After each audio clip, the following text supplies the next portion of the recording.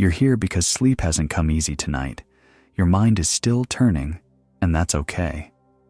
Tonight, we'll rest together in the quiet words of Jesus. Welcome to Sleepy Christian. If these nights help you find peace, you're always welcome here. You don't need to do anything right now. Just listen. Lord, quiet our minds as we begin. Let your words carry us. Amen. Our first story takes us to a crowded hillside in Galilee where hundreds of people have gathered under the afternoon sun. The dust rises in small clouds with every footstep. The hillside is packed with bodies, laborers with calloused hands still stained from the day's work, mothers holding restless children against their hips, elderly men leaning on walking staffs, merchants who've closed their stalls to be here. The air smells of warm grass and sweat and bread. Someone's breaking in the back of the crowd. The sun is lowering toward the horizon, casting long shadows across the rocky slope, and everyone's face is turned toward one voice. Jesus has been teaching for hours. His voice carries across the gathering, not shouting, just clear and steady. Some people sit on stones. Others stand, shifting their weight from foot to foot. A baby fusses somewhere in the middle of the crowd, and a mother gently rocks her, whispering. The Sea of Galilee glints in the distance, catching the late afternoon light like scattered coins. You can see it in their faces. They're exhausted, not just physically tired from the walk here, though many have come from miles away. There's something deeper, the weight of trying, the weight of religious laws they can never quite keep, the weight of expectations from Rome, from the temple, from their own families, the weight of wondering if they're good enough, doing enough, being enough. It shows in the slump of shoulders, the tightness around eyes, the way hands keep fidgeting with robes and belts and strands of hair. A woman near the front has her arms wrapped around herself, even though it's warm. A fisherman at the edge of the crowd stares at the ground, jaw clenched. An old man's hands tremble slightly as he grips his staff. They've all come here carrying something invisible, something heavy. And Jesus sees them, really sees them. He pauses in his teaching, and his gaze moves slowly across the crowd. Not the way a speaker scans an audience, looking for engagement. The way a shepherd looks at sheep who've been running too long, trying too hard. There's something in his face, not pity, but recognition, compassion that doesn't need explanation. Then he says it. His voice cuts through the afternoon air with words that land like cool water on parched ground. Come to me, all you who are weary and burdened, and I will give you rest. The crowd goes still. A few people look up sharply, as if they've been called by name. Because in a way, they have. The word weary isn't just physical fatigue. It's the soul-deep exhaustion of carrying more than you were meant to carry.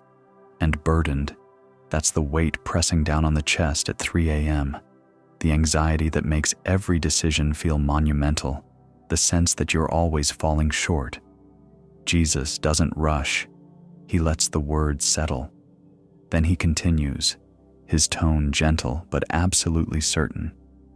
Take my yoke upon you and learn from me, for I am gentle and lowly in heart, and you will find rest for your souls. A yoke. The crowd knows what that is. The wooden beam that fits across the shoulders of oxen, distributing the weight of a plow or cart. It's work language. But Jesus is talking about a different kind of yoke. Not the crushing burden of religious performance, not the impossible standard of perfection. A yoke that fits, one designed for partnership, not slavery. And there it is again. Rest. You will find rest for your souls. Not try harder, not be better, not if you just do this one more thing, then maybe rest, permission to stop striving, an invitation to lay down the burden of self-salvation. The woman, with her arms wrapped around herself, lets them drop to her sides. The fisherman's jaw unclenches slightly. The old man's grip on his staff loosens. Something shifts in the air, not dramatically, but real, like the first hint of cool wind after a scorching day. For you tonight, this means the tiredness you feel, mental, emotional, spiritual, is seen, not judged, not minimized, not met with suggestions to work harder or pray more or try different strategies, just seen. The ache in your chest, the heaviness in your limbs, the thoughts that won't stop circling. Jesus looks right at that and says, "Come to me." You're not being told to fix yourself first. You're not being evaluated on whether you're weary for the right reasons. The invitation is exactly as you are, carrying exactly what you're carrying. And what's being offered isn't advice or a program or 7 steps to better rest. It's rest itself, the kind that seeps into your soul, not just your schedule. Maybe part of you is like those people on the hillside, wondering if this applies to you, if your particular exhaustion counts, if you've earned the right to rest, or if you should push through a little longer. But the invitation doesn't have qualifying statements. Come to me, all you who are weary. All. That includes you.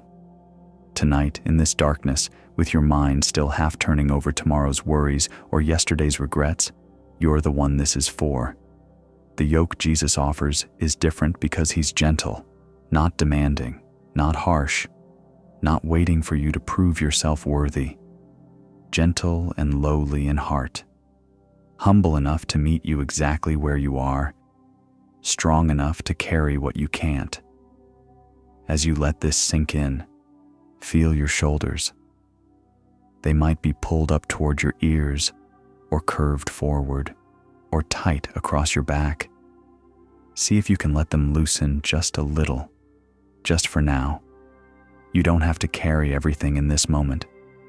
Let your chest soften, making room for something lighter. Notice your breath. You don't have to change it. Just notice how it moves in and out, steady and quiet. Let your whole body feel just a little heavier against whatever you're resting on, as if you're letting something else hold you for a while.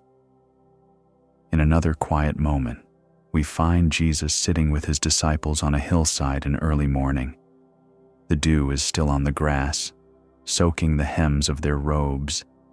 The air is cool and clean, that particular freshness that only happens at dawn before the world wakes up fully. Birds are beginning their morning songs, sparrows mostly, small and unremarkable, flitting between the scrubby bushes that dot the slope. The disciples are gathered close, some sitting cross-legged, others kneeling. They've been traveling with Jesus long enough now to know when he's about to teach something important. There's a particular quality to his silence, not empty, but full, like he's gathering words the way you'd gather water in cupped hands.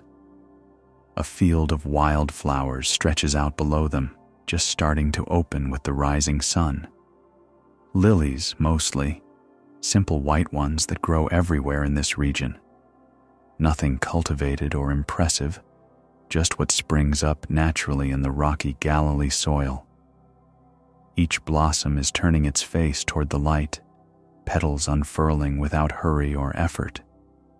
The morning breeze moves through them in waves, and they bend and sway, completely unbothered by the wind's direction. Jesus gestures toward the flowers, not dramatically, just a slight movement of his hand, inviting the disciples to really look, to see what's right in front of them, but easy to miss. Consider the lilies, he says, his voice soft but clear. They don't labor or spin thread. Yet I tell you, not even Solomon in all his splendor was dressed like one of these.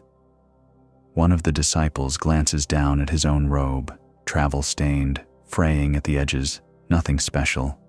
Then back at the lilies, glowing white and gold in the new sun.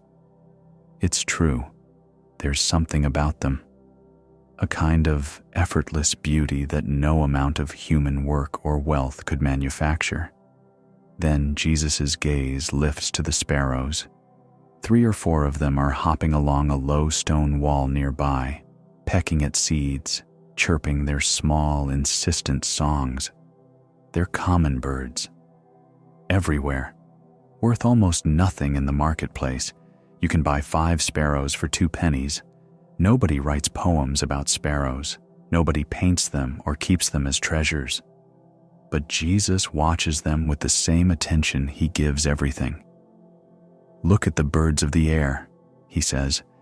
"They don't sow or reap or store away in barns, and yet your heavenly Father feeds them." A sparrow takes off from the wall, wings beating fast, just a blur of brown and gray. It lands in a nearby bush, already searching for its next meal.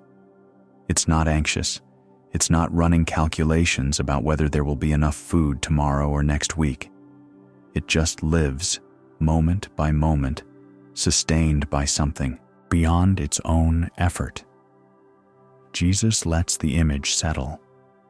Then he says the thing that makes the disciples shift a little, uncomfortable, but also strangely relieved. "Are you not much more valuable than they are?" He's not talking about human achievement or moral superiority. He's talking about belovedness, about the Father's care extending to sparrows and lilies, things that can't earn it, can't work for it, can't even ask for it, and how that same care is directed toward them, toward us, but amplified, deepened, personalized. The disciples know what's coming. They've heard Jesus talk about worry before, and sure enough, his tone shifts slightly, becoming even more tender. "So do not worry about tomorrow, for tomorrow will worry about itself. Each day has enough trouble of its own. Tomorrow will worry about itself." What a strange, freeing sentence. As if tomorrow is its own entity, capable of carrying its own weight. As if today is the only thing we're actually responsible for holding. And even today, even this one day, we're not meant to carry it alone. The sun is higher now, warming the hillside. The lilies are fully open. The sparrows keep moving from bush to ground to wall, doing what sparrows do, unburdened by what-ifs and catastrophic planning. And the disciples sit in the grass, letting the teaching work its way past their minds and into that deeper place where worry lives. For you, tonight, this means something specific. Your mind might already be 3 steps ahead. Tomorrow's meeting, next week's appointment, the conversation you're dreading, the problem you haven't solved yet. And Jesus is gently, persistently suggesting, what if you set that down? Not forever. Not as a grand spiritual achievement, just for these hours of sleep. The lilies aren't praised for being self-sufficient or for planning perfectly. They're praised for receiving what's given, for being what they are without apology or performance. And the sparrows, scrappy, common, fragile little birds, are fed every single day without having to orchestrate it themselves. You are more valuable than many sparrows, not because you produce more or achieve more or plan more carefully, because you're beloved, because the God who notices when one sparrow falls, who clothes wildflowers that bloom and fade in a single season, that same God knows your name and the exact texture of your anxiety tonight. What would it feel like, just in this moment, to trust that tomorrow has what it needs? Not to solve it now, not to run every scenario, not to brace yourself against every possible outcome, just to be here, breathing, resting, letting the next 16 hours carry their own weight. We spend so much energy trying to be our own providence. trying to anticipate every need, control every variable, ensure every outcome. And Jesus keeps pointing to lilies and sparrows and saying, look at how they're held. Look at how they're sustained. Look at how they simply receive. Maybe you can let your mind slow down just a little. Let the thoughts about tomorrow keep moving if they need to, but don't follow them all the way down the spiral. You don't have to solve anything before you sleep. The lilies don't solve anything. They just open and close with the sun. The sparrows don't create contingency plans. They just wake up and eat what's there.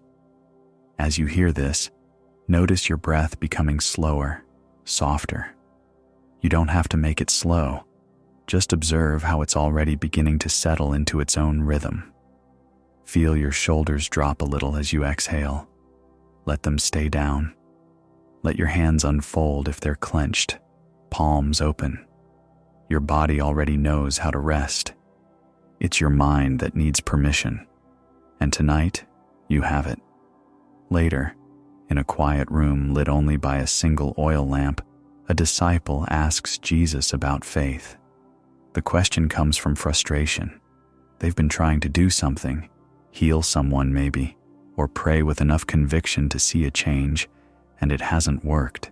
They feel inadequate, small, like they don't have enough of whatever it takes. The room is small and close, stone walls holding the warmth from the day. The lamp flickers in its clay holder, casting shadows that dance and shift across the floor. The other disciples are gathered around, some sitting against the walls, some leaning forward with their elbows on their knees. It's late. They're tired. But this question matters.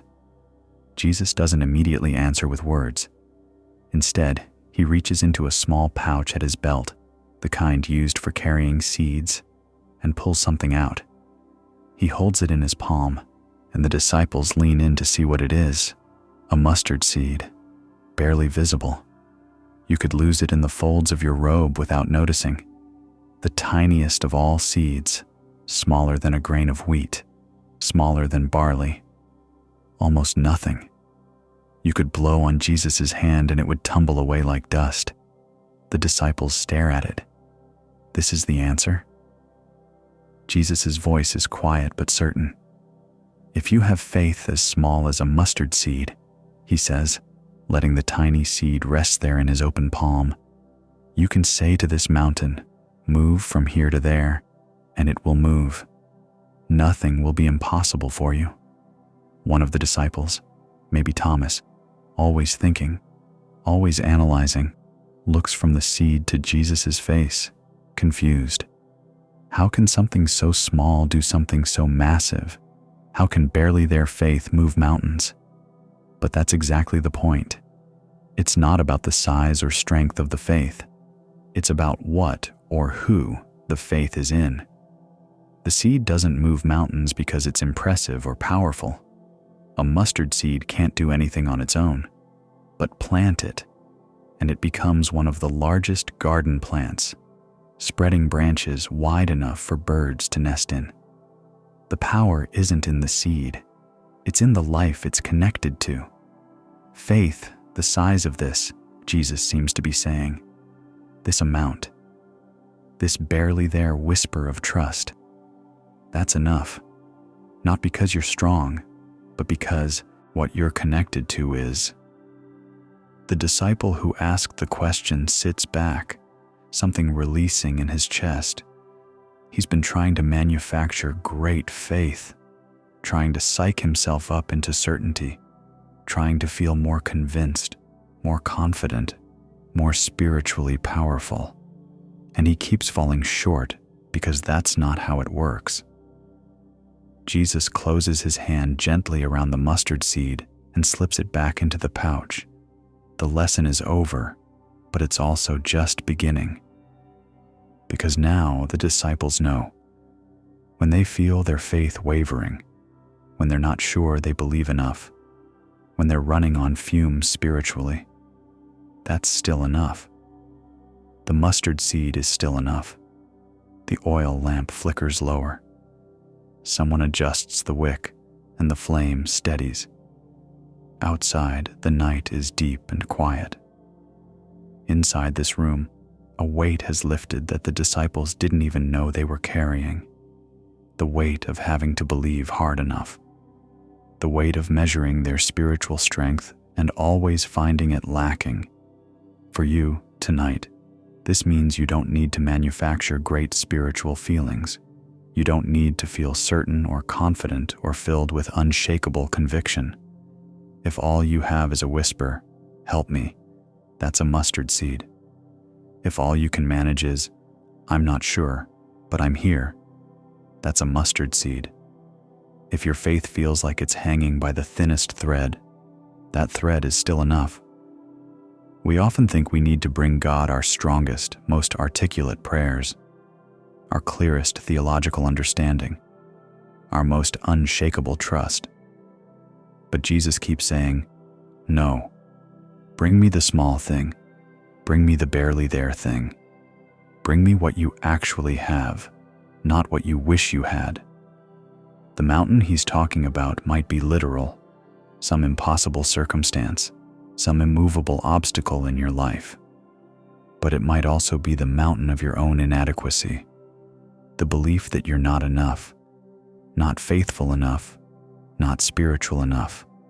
And Jesus is saying, that mountain can move, not through your striving, but through the life you're connected to. Maybe tonight you're lying here feeling spiritually empty, like you don't have much to offer, like your prayers are weak and your faith is threadbare. That's okay. That's a mustard seed, and it's enough. Not because you're managing to believe hard, but because the one you're barely, tentatively trusting is infinitely trustworthy. You don't have to generate anything right now. You don't have to work yourself up into a state of faith. You can just be here, small and uncertain and tired, and that's still connection. That's still enough. Notice your breathing. You don't have to make it deeper or slower or more spiritual. Just notice it, exactly as it is. Your body breathing in and out, no effort required. That's what mustard seed faith looks like. Not forcing, not manufacturing, just the smallest yes, the faintest acknowledgement that you're not alone in this. Let your eyelids feel heavy, even if they're already closed. Let them rest there, no strain, no trying, just resting. We turn now to a dark night on the Sea of Galilee. The water is black and choppy, reflecting no moon because the clouds are too thick. Wind comes in gusts, unpredictable and strong, rocking the small fishing boat that holds Jesus and his disciples. Waves crash over the sides, soaking everyone on board, and the disciples are bailing water frantically with whatever they can find, cups, buckets, their own hands. This isn't their first storm. These are fishermen, Peter, James, John. They've been on this lake their whole lives. They know how to read weather, how to handle rough water, when to be concerned and when to ride it out. And they're terrified. The boat pitches violently to one side, and someone grabs the mast to keep from being thrown overboard. Another wave crashes over the bow, and suddenly there's more water inside the boat than out. The wind is howling so loud they have to shout to hear each other, and underneath it all is the roar of the waves, relentless and wild. "Where is he?" someone yells. "Where's Jesus?" And then they see him. In the stern of the boat, in the small covered section where you might store nets or find a moment's shelter from the elements. Jesus is lying down. His head is resting on a cushion, a leather cushion, probably meant for kneeling while you mend nets. And he's asleep. Not just resting with his eyes closed, deeply, peacefully asleep. His breathing slow and steady while the storm rages around him.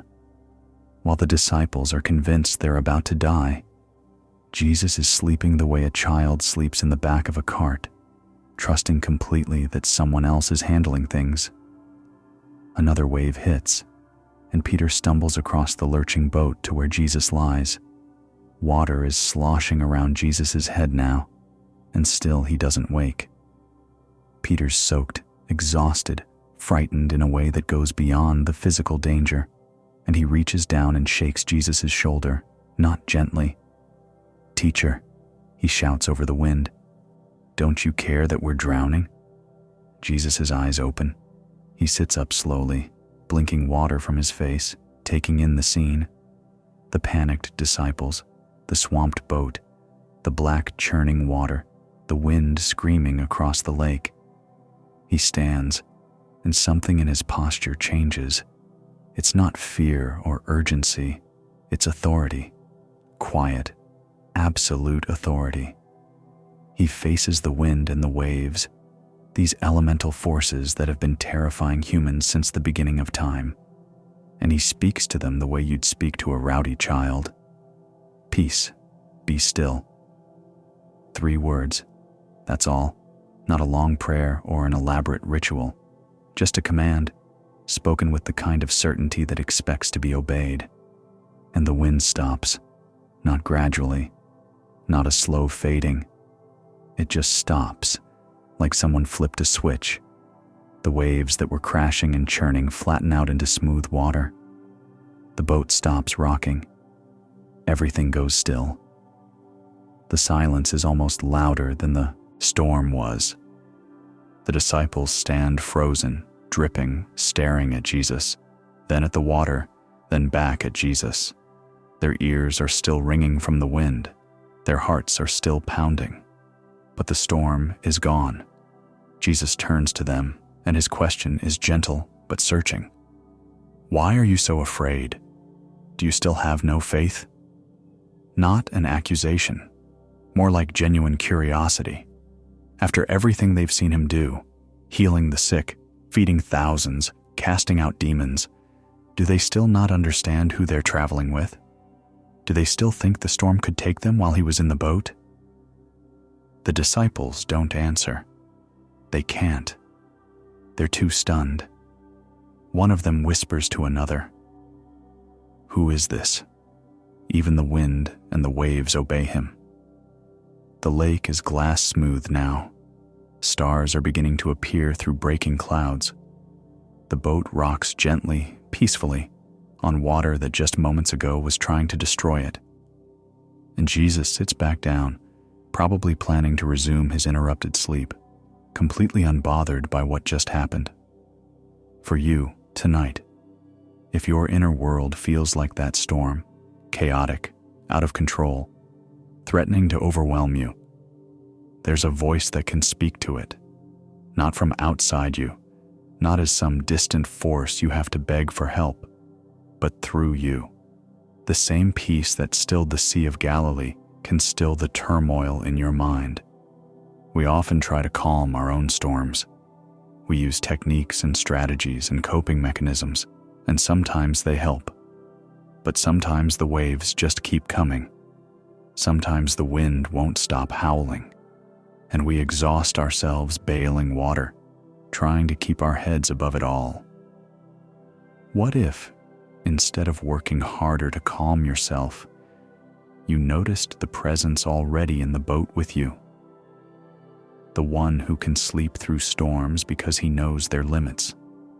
Who can speak to the chaos and be heard, not because chaos is weak, but because his authority is absolute. You don't have to make your mind be still. You don't have to force peace. You can acknowledge the storm. Yes, it's real. Yes, it's frightening. Yes, it feels out of control. And also acknowledge that you're not in the boat alone. The one who commanded wind and waves to obey isn't intimidated by your anxiety, your racing thoughts, your fear about tomorrow. Peace, be still, wasn't just spoken to the Sea of Galilee 2,000 years ago. It's being spoken into your chaos right now, into the part of you that feels like it's drowning, into the thoughts that won't stop crashing over you. peace. Be still. Maybe you can't feel it yet. Maybe the storm in your head is still too loud. That's okay.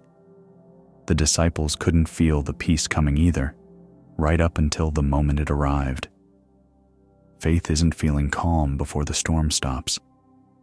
It's trusting that someone who can stop storms is present, even when you're terrified. As you think about stillness, feel your body becoming heavier against whatever you're resting on. Let the bed or the pillow or the floor take all your weight. You don't have to hold yourself up anymore. Notice your breath. It's already slowing down, already finding its own rhythm, like water settling after wind stops stirring it. Let your jaw relax. Let your tongue rest easy in your mouth. Let the storm in your mind start to notice the stillness in your body. Jesus tells a story about a shepherd who does something that makes no rational sense. He has 100 sheep. It's evening. Time to bring them all into the fold for the night. He counts them as they pass through the narrow gate. 1, 2, 3, all the way up. 99. One is missing. The hills around are rocky and steep, full of places where a sheep could get stuck or hurt or simply lost in the gathering darkness. The sun is already setting, painting the sky in shades of orange and purple. Soon it will be too dark to search safely, and the shepherd has 99 sheep right here, safe and accounted for. The responsible thing would be to secure these 99, wait until morning, and then look for the lost one. But instead, he leaves the 99. Right there on the hillside, in the twilight, he leaves them, and he goes searching for the one that's gone. You can see him moving across the rocky slopes, calling out, listening for a response. His voice echoes off stone. The light is fading fast now. He scrambles over boulders, peers into crevices, checks every shadowed place where a frightened sheep might hide. His hands get scraped on sharp rocks. His robe catches on thorns. It's hard, uncomfortable work, and it would be so much easier to wait until tomorrow. But he keeps going, because that one sheep matters. That one lost, probably scared, definitely vulnerable sheep is worth every scrape and stumble and moment of searching in the dark. Finally, wedged between two rocks on a steep incline, he finds it. The sheep is bleeding weakly, exhausted from trying to free itself. It's scratched up, probably dehydrated, definitely frightened. When it sees the shepherd, it tries to scramble toward him and nearly falls. The shepherd doesn't scold, doesn't lecture about being more careful or staying with the flock. He just reaches down, gently extracts the sheep from between the rocks, and lifts it onto his shoulders. The sheep is heavy, and the walk back is long, but the shepherd's face shows only relief, only joy. When he gets back to the village, he doesn't quietly return the sheep to the fold and call it a night. He goes to his neighbors. He knocks on doors. "Rejoice with me," he says, grinning despite his exhaustion. "I have found my lost sheep." And here's what Jesus says about this story. What makes it more than just a nice tale about pastoral dedication? I tell you that in the same way, there will be more rejoicing in heaven over one sinner who repents than over 99 righteous persons who do not need to repent. Heaven rejoices, not reluctantly accepts, not grudgingly permits back in, rejoices. The way that shepherd rejoiced with everything he had, tired and scraped up and not caring because the lost has been found. For you tonight, if part of you feels lost, disconnected, far from where you think you should be, stuck somewhere alone in the dark, this story says you're the one worth leaving everything to find. You're not the 99 who are fine. You're the one who's scraped and scared and can't get free on your own. And you're the one the shepherd is searching for, not with irritation, not with disappointment, with the kind of determined love that doesn't count the cost of rocky hillsides and failing light and torn robes, with the kind of joy that, when you're found, wants to tell everyone. We often think we have to find our way back ourselves, that we have to get unstuck, get better, get righteous enough to deserve being part of the fold again. But the shepherd doesn't wait for the sheep to find its own way home. The sheep can't. It's stuck. It needs to be found, lifted, carried. Maybe you've been stuck for a while. Maybe you've been trying to free yourself, and it's not working, and you're exhausted from the effort. Maybe you feel like you should be with the 99, safe, secure, together. But instead you're here, alone, in the dark, not sure how you got here or how to get back. The story says the shepherd is already looking, already calling your name, already willing to leave everything else to come to exactly where you are, not because you've earned it, not because you managed to get close enough to the fold that it's convenient, because you're his, and you're lost, and that's enough. And when he finds you, not if, when, he won't make you walk back on your own shaky legs. He'll lift you up. He'll carry you. The weight you are, the mess you're in, the shame you feel about being the one who wandered off, none of that is too much. You'll be on his shoulders, and he'll be rejoicing. Let your hands rest wherever they are. They don't need to hold anything right now. You don't need to grip or clench or carry. Your hands can just be still, palms open, receiving. Feel the quiet weight of your body against the bed. Let yourself be held by something other than your own effort. Let your breathing soften, the way it does when someone you trust has things under control and you don't have to be vigilant anymore. You're not too lost. You're not too far. You're worth searching for. And the searching is already happening, right now, in the dark. In one of Jesus' most beloved stories, we meet a son who's lost everything. The story begins in a wealthy home where a younger son approaches his father with a request that, in that culture, was essentially wishing his father dead.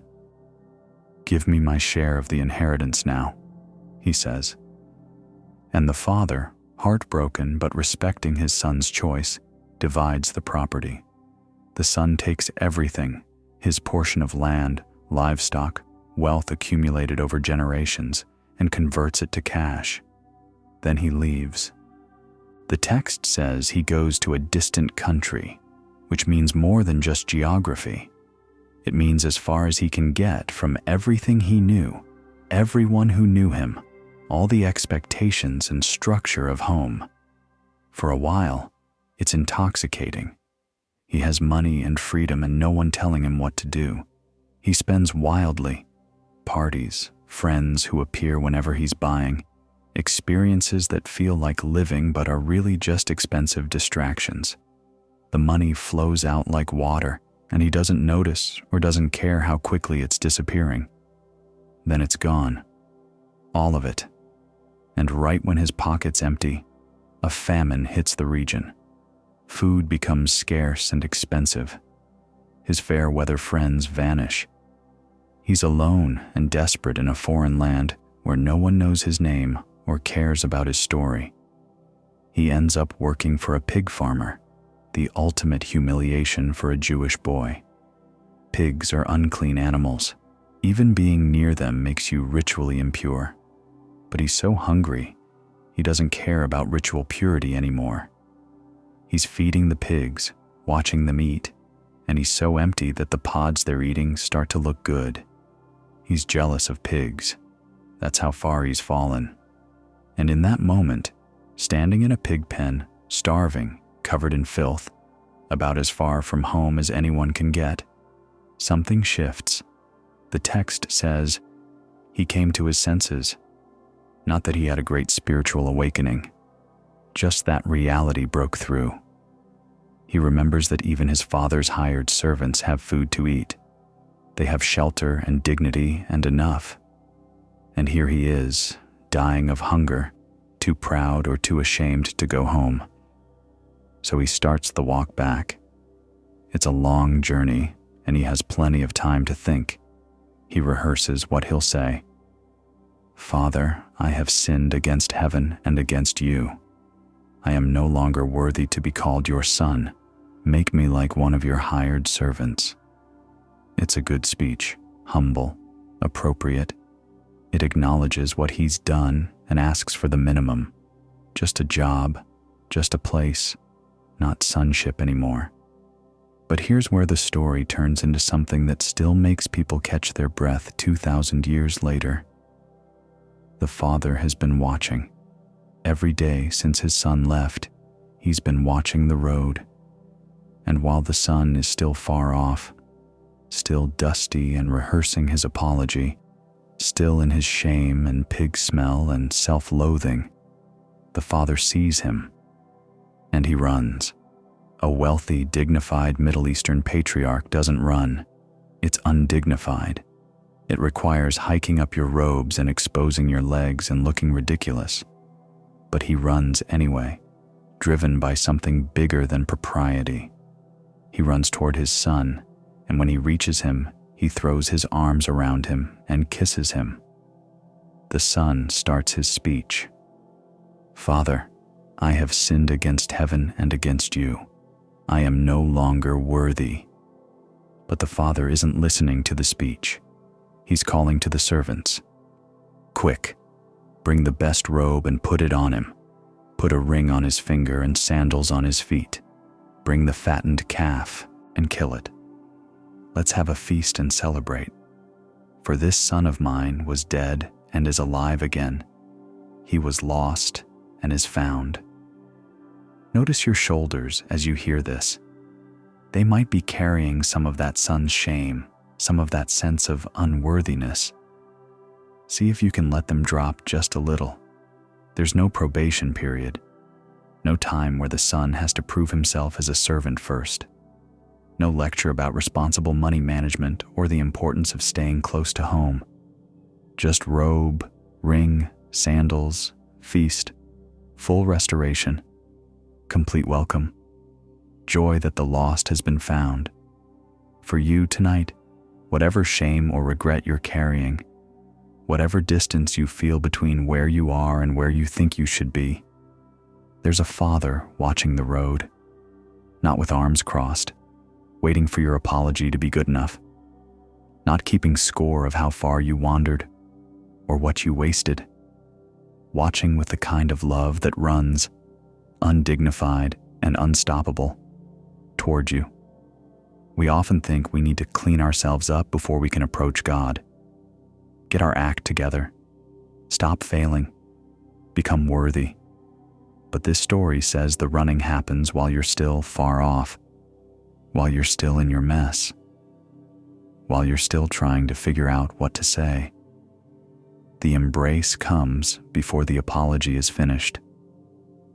Maybe you've been rehearsing your own speech, all the reasons you're unworthy, all the ways you've failed, all the distance you've created, and maybe you think you need to make it back on your own strength, prove you're serious about changing. But the father in this story doesn't wait for that. He sees his child coming home, stumbling, uncertain, ashamed, and he runs. There's no distance too far. There's no mistake too big. There's no amount of pig stench and failure and wasted years that makes you unrecognizable as his child. The running is toward you, not away from you. The robe and ring and feast are already being prepared, not for the person you'll become when you finally get yourself together, but for you, exactly as you are right now, on the road home. Let your whole body sink a little deeper into rest, knowing you don't have to perform or prove or perfect yourself before you're welcomed. Feel your breathing slow naturally, the way it does when you realize you're safe. Let your hands uncurl if they're making fists. Let your face soften. The distance between you and home is shorter than you think, and someone is already running to meet you. Our next story comes from a moment when a disciple asks Jesus about forgiveness. They're walking along a dusty path outside Jerusalem, the afternoon sun warm on their backs. Peter has been thinking about this. You can tell by the way he's been quiet, working something out in his mind. Finally, he speaks up, trying to sound generous. "Lord, how many times shall I forgive my brother or sister who sins against me? Up to 7 times?" 7 seems reasonable, maybe even generous. The rabbis of the day taught 3 times. 3 chances to forgive the same offense, and after that, you were done. So Peter's doubling that and adding 1 more for good measure. Surely that's enough. Surely at some point you get to stop forgiving, stop extending grace, stop putting yourself in a position to be hurt again. Jesus stops walking. He turns to look at Peter, and there's something in his expression, not irritation, but a kind of patient insistence on pushing past what seems reasonable into something much bigger. "I tell you, not 7 times, he says, but 77 times. The number stops Peter cold. 77 times. Which is another way of saying, stop counting, stop keeping track, stop thinking about forgiveness as a limited resource you might run out of. Because that's what we do, isn't it? We keep score. We remember every offense, every slight, every time someone hurt us or let us down. We might forgive once, twice, maybe even 3 or 4 times. But we're counting. We're keeping a mental tally. And there's a number in our head where we'll finally say, enough, I'm done. You've used up your chances. Jesus is talking about releasing the grip that scorekeeping has on our hearts. Not because the hurt isn't real or doesn't matter. Not because we should let people keep harming us with no boundaries.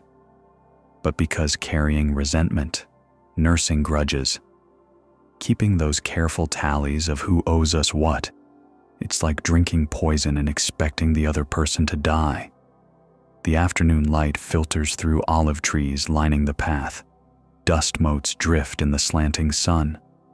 The other disciples have gathered closer, listening. They know this teaching is for them too.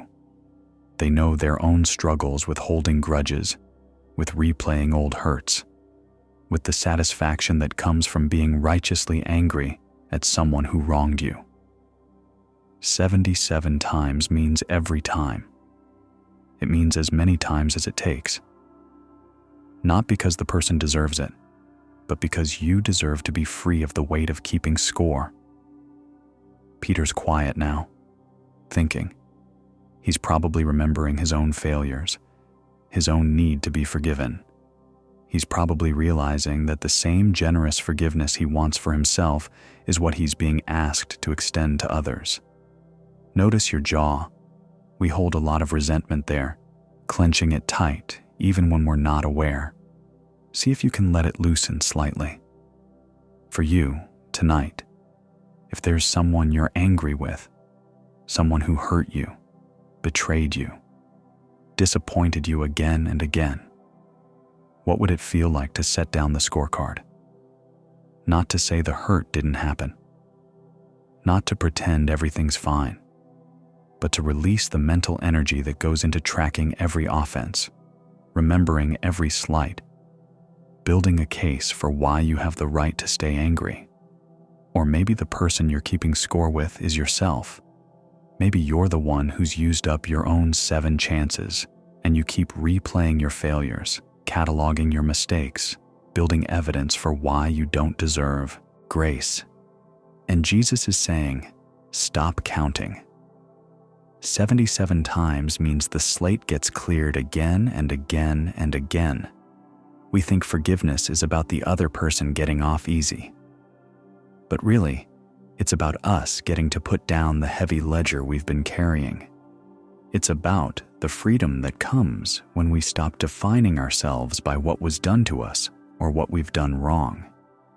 This doesn't mean there are no consequences. It doesn't mean we have to stay in harmful relationships or pretend boundaries don't matter. Forgiveness and wisdom can coexist. You can release someone from the debt they owe you emotionally while still protecting yourself practically. But the scorekeeping, the constant mental review of who wronged you when, the careful tally of how many times, the satisfaction of being the wronged party, that's what Jesus is inviting us to release. Not because we're weak or because we're letting people walk all over us, because we're strong enough to break the cycle, because we're choosing freedom over bitterness. Maybe you can't forgive fully right now. Maybe the hurt is too fresh or too deep. That's okay. This isn't about forcing yourself to feel something you don't feel. It's about being willing to stop keeping track, to notice when you're rehearsing old grievances and gently, without judgment, redirecting your attention, to recognize that the person who benefits most from forgiveness is you. Let any tension in your forehead smooth out as you exhale.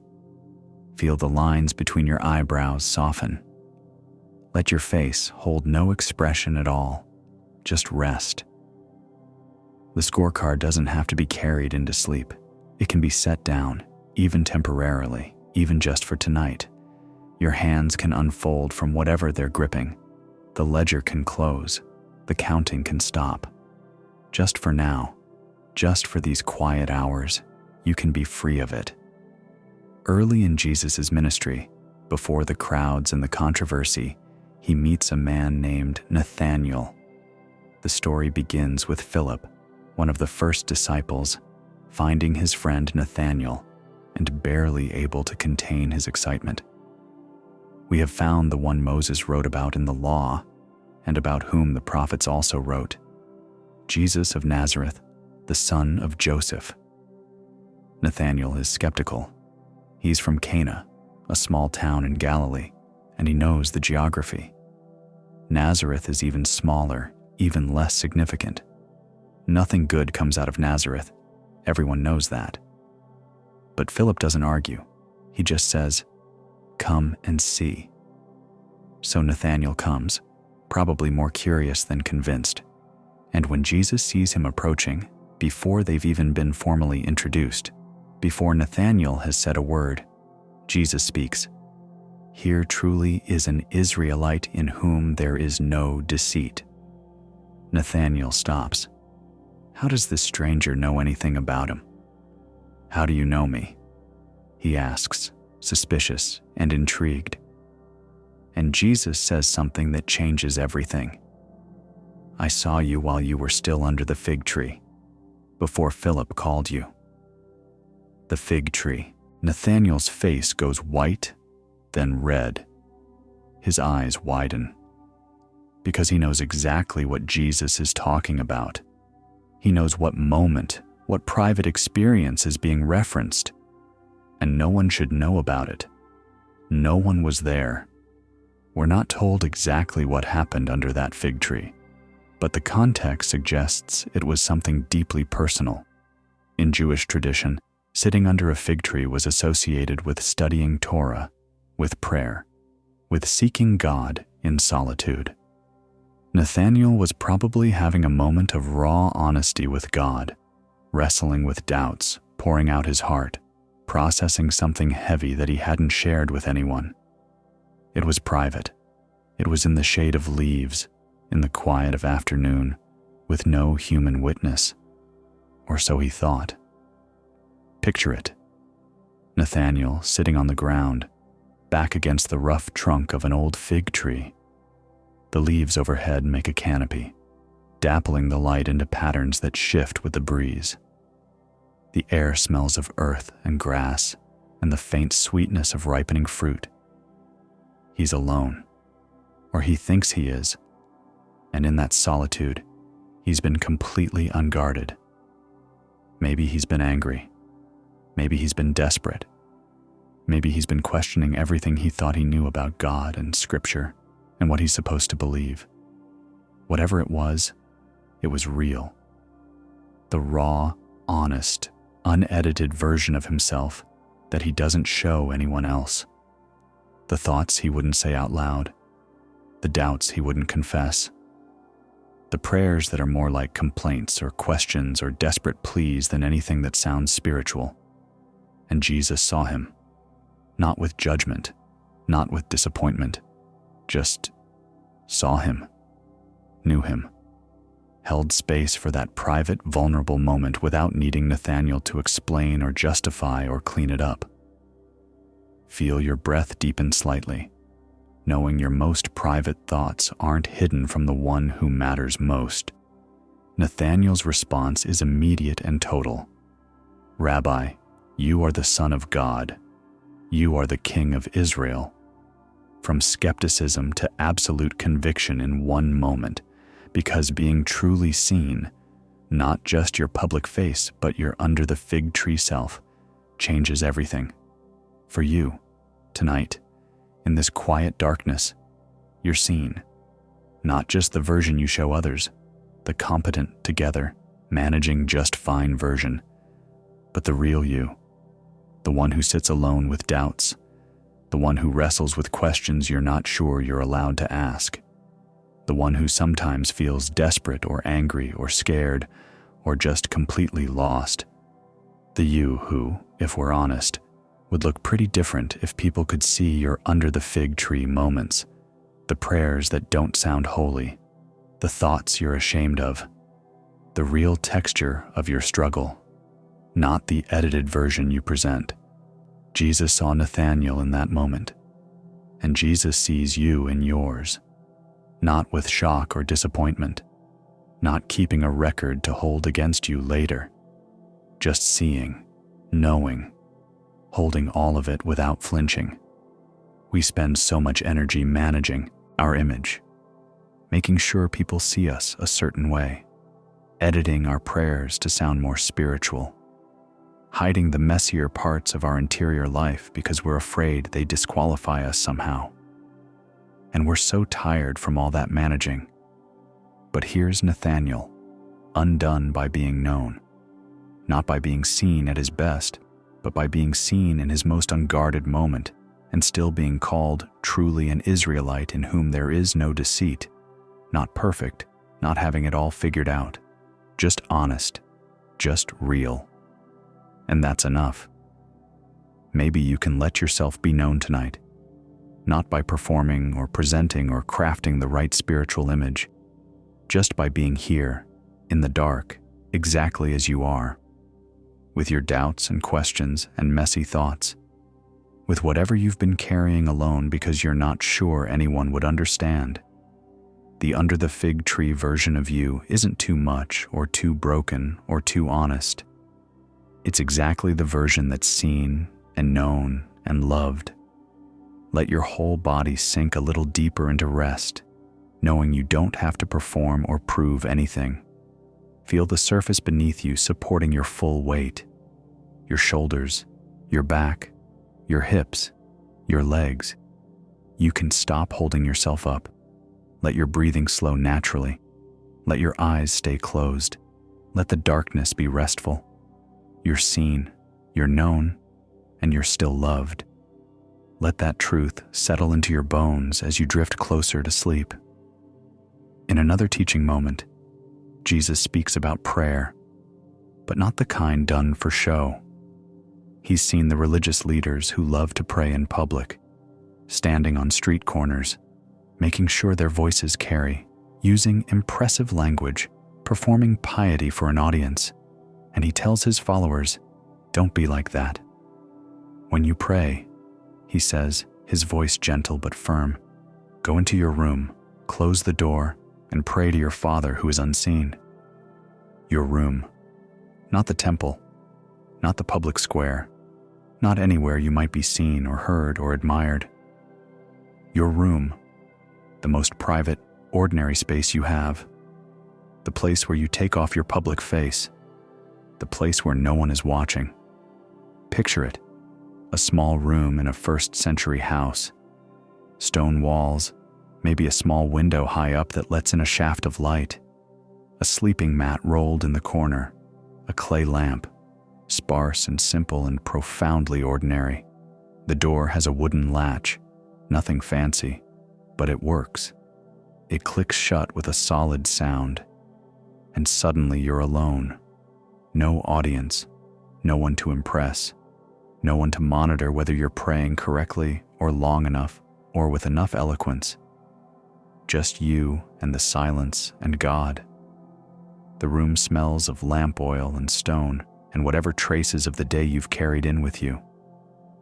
Outside, you can hear muffled sounds, children playing, someone calling across the street, the distant bleat of goats. But in here, it's quiet. The door is closed. The world is held at bay. And in this quiet, unobserved space, you can be completely honest. You don't have to use special language. You don't have to sound spiritual or articulate or like you have it all together. You can just talk or not talk. You can sit in silence or weep or rage or simply breathe.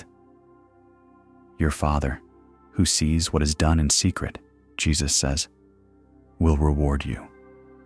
Sees what is done in secret. The prayers no one else hears. The tears no one else sees. The exhaustion you don't have to explain or justify. The Father sees it all, not because he's spying, but because he's present. He's there in the closed room. He's there in the secret place. He's there in the parts of your life you keep private because they're too raw or too messy or too real for public consumption. Feel your eyelids getting heavier, even if they're already closed. Let them rest there with no effort, no trying. For you, tonight, this means the exhaustion you feel doesn't need to be explained or justified to anyone. You don't have to make it sound worse than it is to be taken seriously. You don't have to minimize it to seem strong. You don't have to perform it correctly to get a hearing. The door is closed. It's just you and God. And in that secret place, you can be as honest as you need to be. You can admit you're tired. You can say you don't know how to keep going. You can acknowledge that you're disappointed or angry or scared or all of those things at once. We're so used to editing our prayers, making them acceptable, making sure we sound grateful and faithful and like we trust God, even when we're not sure we do. But the closed door space is different. It's the place where you can say what you really think, where you can admit what you really feel, where you don't have to polish your words or package your pain. The most honest parts of you, the ones you're afraid to show anyone else, are held in these quietest spaces, not because God needs you to hide them from others, but because sometimes you need permission to be real without an audience. Sometimes you need to know that the rawness doesn't have to be explained or justified or made palatable for witnesses.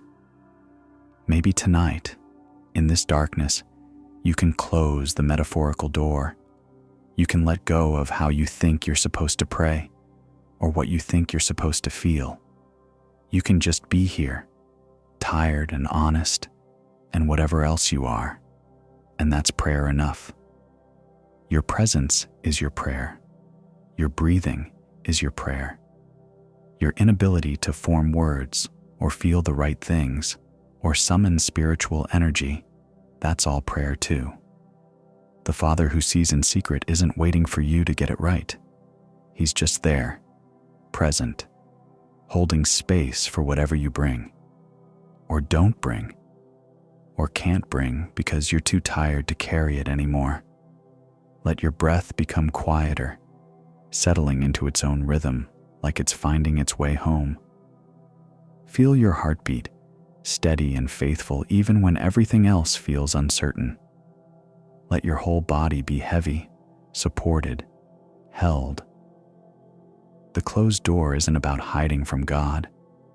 It's about being safe enough with God to show up exactly as you are.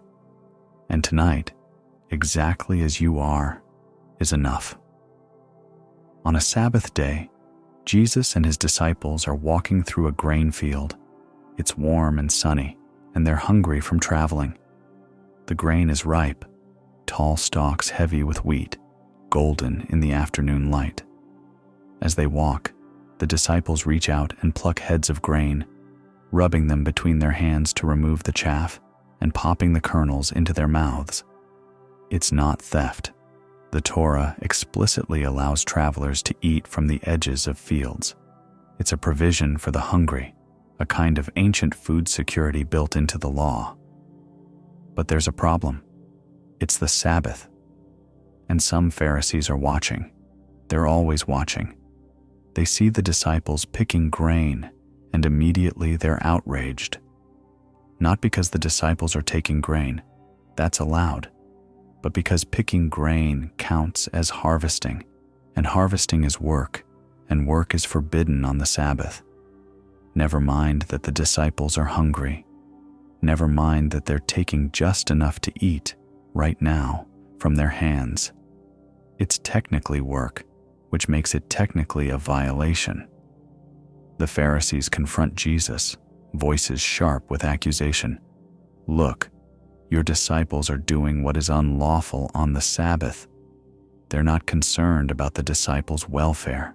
They're concerned about the rule, about keeping the boundary clear, about making sure no one gets away with even the appearance of violation. The Sabbath has become something to protect rather than something to receive, a test to pass rather than a gift to enjoy. Jesus doesn't get defensive. He reminds them of King David, who once ate the consecrated bread from the temple when he and his men were hungry, bread that was technically only for priests. David broke the technical rule because his need was real, and no one condemned him for it. Then Jesus says something that must have landed like a thunderclap to people who'd built their whole identity around Sabbath keeping. The Sabbath was made for man, not man for the Sabbath. Read that again slowly, letting the weight of it sink in. The Sabbath was made for man, for you, for your benefit, your restoration, your good. You weren't created to serve the Sabbath.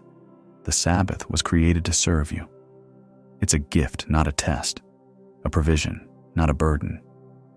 God looked at humanity and saw the need for rest built into our very design, and he created a day, set it apart, blessed it, and said, "This is for you. Stop working, stop producing, stop earning and proving and achieving. Just be, just rest, just receive." But somewhere along the way, the religious leaders had turned the gift into a gauntlet. They'd surrounded it with so many rules and regulations, how far you could walk, what you could carry, what counted as work and what didn't, that the whole thing became an exhausting exercise in rule-keeping. You couldn't rest because you were too busy making sure you were resting correctly. The disciples are standing there, grain still in their hands, watching Jesus take on the religious establishment for their sake, because they were hungry, because they had a basic human need, and meeting that need mattered more than the technical interpretation of a rule designed to serve humans in the first place. Notice your breathing. Let it slow down, becoming quieter, like it's settling into rest. For you tonight, rest is not something you have to earn or qualify for. It's not a reward for good behavior or sufficient productivity. It's not something you get only after you've checked all the boxes and met all the requirements and proven you deserve it. It's made for you, built into the fabric of creation for your benefit, a gift handed to you with no strings attached, no performance required. We live in a world that tells us rest has to be earned, that we should feel guilty for not being productive, that our value is measured by our output, that if we're not working, striving, achieving, we're wasting time or being lazy or falling behind. And we carry that into our spirituality too. We think we have to earn the right to rest with God, that we should pray more, serve more, be more faithful before we're allowed to simply be still. That rest is for people who've accomplished enough, or suffered enough, or reached some spiritual milestone. But the Sabbath was made for man, for weary, imperfect, still figuring it out humans, for people who are hungry and tired and just need to stop for a while. It's a gift that says, you don't have to keep producing to justify your existence. You can stop. You can receive. You can rest. Maybe you've been carrying guilt about resting, about needing sleep when there's still so much undone, about taking time to breathe when you feel like you should be accomplishing more, about being tired when other people seem to manage just fine. But tiredness isn't a moral failure. Need isn't a weakness. And rest, real, deep, restorative rest, is your birthright as a human being. Not something you earn, not something you have to justify, something made for you, given to you, meant for your flourishing. Tonight, you don't have to prove you deserve to sleep. You don't have to accomplish one more thing before you're allowed to close your eyes. You don't have to be productive enough or good enough or spiritual enough to receive the gift of rest. It's already yours. It was always yours. Made for you before you did anything to earn it. Let your body feel heavier against whatever you're resting on, the mattress, the pillow, the floor. Let it take your full weight without you holding any of it up. Feel your breath becoming quieter, softer, like it's finding its own gentle rhythm. Let your hands uncurl completely. Let your jaw go slack. Let every part of you that's been working, striving, holding it together, let it all go soft. The Sabbath was made for you. Rest was made for you. And tonight, you're allowed to receive it. The disciples are arguing about who is the greatest among them. It's an uncomfortable scene. Grown men jockeying for position, comparing themselves, measuring their importance against each other. They're walking through Capernaum, and the argument has been going on for a while. Their voices carry that edge of competition mixed with insecurity. Each one is trying to prove why they deserve recognition, why their contribution matters more, why Jesus should see them as special. Jesus has been walking ahead, letting them work it out. But when they reach the house where they're staying, he sits down, the traditional posture of a rabbi about to teach, and calls them over. "What were you arguing about on the road?" he asks, though of course he already knows. They go quiet, embarrassed, because when you say it out loud, "We were arguing about which of us is most important," it sounds petty and small. They shuffle their feet, look at the ground, suddenly very interested in the dust on their sandals. Jesus doesn't lecture them, doesn't shame them. Instead, he looks around the room until his eyes land on a small child playing in the corner, maybe 4 or 5 years old, absorbed in some game with stones or sticks, completely unaware of the adult drama happening nearby. Jesus beckons, and the child comes over, curious and unafraid. He puts his hands on the child's shoulders, positioning them right in the center of this circle of grown men who've been arguing about greatness. The child looks up at Jesus, then at the disciples, not understanding the significance, but trusting the moment. "Truly I tell you," Jesus says, his voice gentle, but absolutely serious, "unless you change and become like little children, you will never enter the kingdom of heaven." The disciples stare at the child. This is not what they expected. In their world, children are marginal figures, Loved, certainly, but not important. They have no status, no power, no influence. They contribute nothing to the economy or the religious establishment. They're small, dependent, powerless. And Jesus is saying, that's the goal. That's what greatness actually looks like. The child leans against Jesus' leg, completely comfortable, not performing or trying to prove anything. Just being, trusting, present without agenda. Therefore, whoever takes the lowly position of this child is the greatest in the kingdom of heaven. Jesus continues. He's not talking about being childish, immature, or irresponsible. He's talking about being childlike, about the qualities children have before the world teaches them to be something else. Children trust before they learn to doubt. They receive before they learn they're supposed to earn. They ask for what they need without shame. They don't measure their worth by their accomplishments because they haven't accomplished anything yet. They just are, and their being is enough. The child looks up at Jesus again and smiles, then goes back to playing, the whole theological moment completely lost on them, but the love perfectly received. Let your face soften completely as you think about this. Release any expression you might be holding. No tension in your forehead, around your eyes, in your cheeks. For you, tonight, becoming like a child doesn't mean being naive or irresponsible. It means trusting that you're held, even when you don't understand everything. It means receiving without having to earn. It means bringing your needs without shame, asking for help without pretending you don't need it. We spend so much of our adult lives trying to prove we're important, trying to establish our worth through achievement, productivity, success, measuring ourselves against others and coming up either prideful or despairing, depending on how the comparison goes. It's exhausting. But here's a child, important simply because they exist, loved without having accomplished anything, held without having to justify their place. And Jesus says, this is the model. This is what kingdom greatness looks like.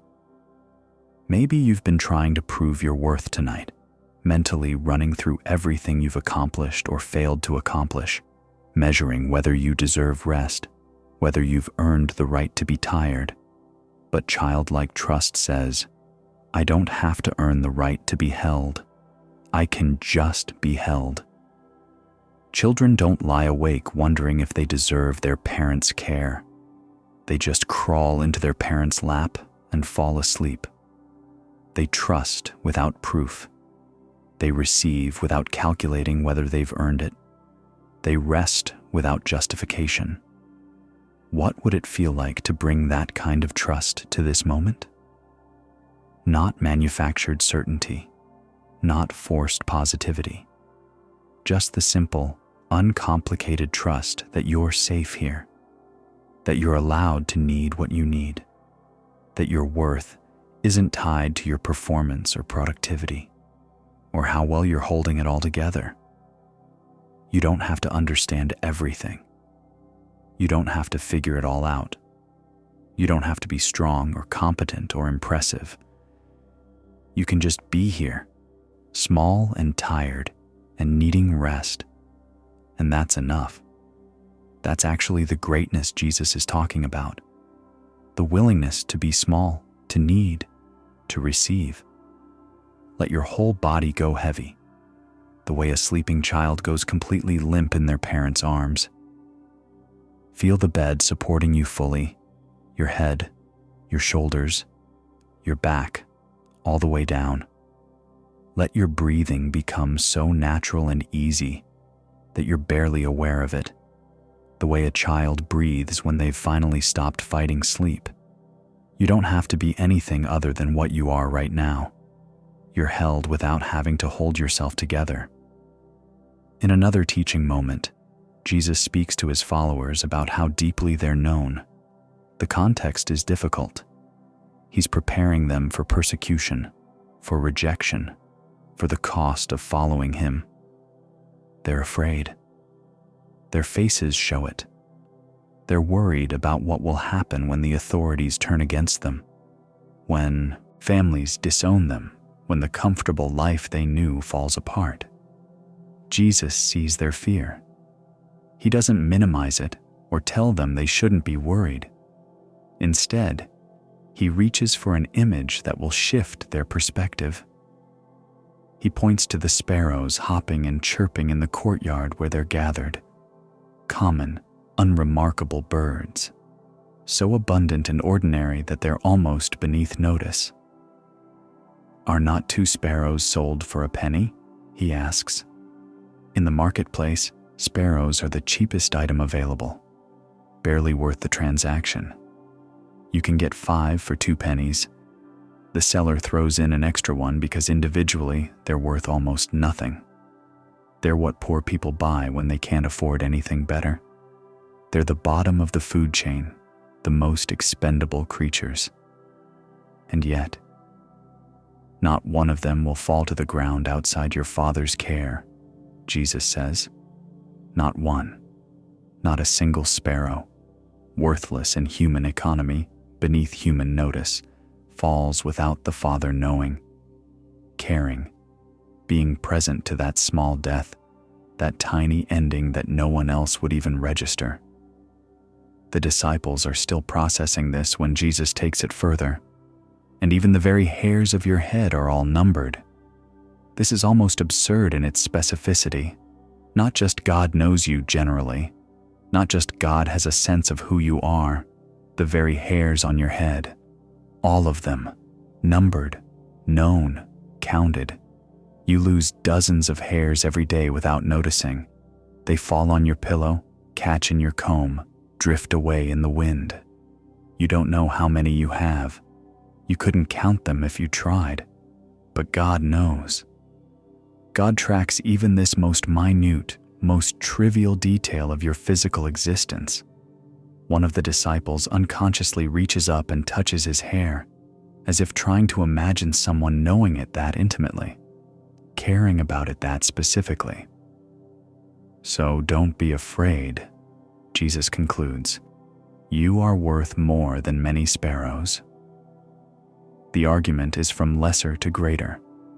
If God knows and cares about sparrows, creatures worth less than a penny, whose deaths go unnoticed by humans, how much more does he know and care about you?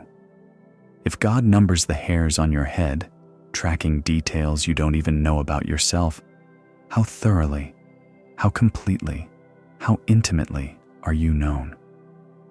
Feel your scalp relax. Let any tension at the crown of your head melt away, knowing you're known down to the smallest detail. For you, tonight, this means the God who knows every hair on your head knows exactly why sleep hasn't come easily, knows the specific texture of your anxiety, knows the particular thoughts that are circling, knows the precise weight of what you're carrying and why it feels so heavy right now. You're not forgotten in your restlessness. You're not lost in the crowd of everyone else who's also struggling. You're known specifically, individually, with attention to details so small you wouldn't think to mention them. We often feel invisible in our pain, like we're just another person in a world full of suffering, our struggles too ordinary to matter, our needs too common to be worth mentioning. We assume God deals in big things, major crises, life or death situations, dramatic interventions, and our quiet midnight anxiety doesn't register. But the God who counts hairs doesn't miss anything. The God who notes when sparrows fall, sees when you can't sleep. The God who knows trivial details, knows significant struggles. And the attention given to the smallest things suggests that nothing about you is too small to matter. Maybe you've been trying to minimize your struggle tonight, telling yourself it's not that bad. Other people have it worse. You should be able to handle this. But being known means you don't have to make yourself small or dismiss your own experience. The God who numbers hairs takes you seriously, even when you're tempted not to take yourself seriously. You're worth more than many sparrows, not because of what you've accomplished or how well you're managing, simply because you're His, because the same attention given to the least valuable creatures is multiplied exponentially when directed toward you. Let your breathing slow, knowing you're not just generally known, but specifically seen. Feel your heartbeat, steady and faithful. God knows that rhythm, knows when it speeds up with anxiety and when it settles in peace, knows every breath you've taken tonight and why sleep has felt so elusive. You're not invisible. You're not forgotten. Even in the darkness, especially in the small struggles you're tempted to dismiss, you're seen, you're known, you're held with attention to every detail. When teaching His disciples to pray, Jesus includes one simple daily request. The prayer that would become known as the Lord's Prayer is filled with profound theology. Hallowed be your name, your kingdom come, your will be done. Big, eternal concepts. But right in the middle is something remarkably practical. Give us today our daily bread. Today, not tomorrow, not next week, not next year, today. Just enough for this one day. The disciples listening would have understood this immediately. Many of them came from backgrounds where daily bread was exactly that. Daily. You bought or baked what you needed for today because there was no surplus, no safety net, no guarantee of tomorrow's provision. You lived day by day, meal by meal, trusting that tomorrow would bring what tomorrow needed. But even for those who had more, the instruction is the same. Ask for today's bread, not a storehouse, not security for the next decade, just today. There's something both terrifying and freeing about this. Terrifying because it offers no buffer, no cushion against the uncertainty of tomorrow. You don't get to stockpile provision or guarantee future security. Freeing because it means you're only responsible for today. Tomorrow will bring its own provision. Tomorrow will have its own bread. The context makes it even more striking. Jesus has just told them not to worry about tomorrow. Tomorrow will worry about itself. And now He's teaching them to pray in a way that reinforces that same trust. Give us today what we need today. Let tomorrow take care of tomorrow. This isn't irresponsibility. It's not poor planning or naive optimism. It's a fundamental reorientation of how we hold the future. We're invited to hold today with both hands, to be fully present to this day's needs, this day's struggles, this day's provision, and to trust that tomorrow, when it comes, will have what it needs. The disciples are nodding as they listen, but you can see in their faces the internal resistance. What about planning? What about saving? What about all the very reasonable ways we try to secure our future against uncertainty? Jesus isn't forbidding preparation. He's addressing the anxiety that comes from trying to carry tomorrow's weight today, from lying awake running scenarios about next week's problems, from exhausting ourselves trying to anticipate and control every possible future need. Daily bread. Today's portion. The manna in the wilderness fell fresh every morning and couldn't be stored overnight. It would rot. You had to trust that tomorrow's provision would come tomorrow. You couldn't hoard your way to security. Notice your belly. Let it be soft and round, not held in or controlled. Breathe into it gently. For you tonight, this means you don't have to solve everything at once. You don't have to carry tomorrow's burden along with today's. You don't have to lie here figuring out next week's challenge, or next month's crisis, or next year's uncertainty.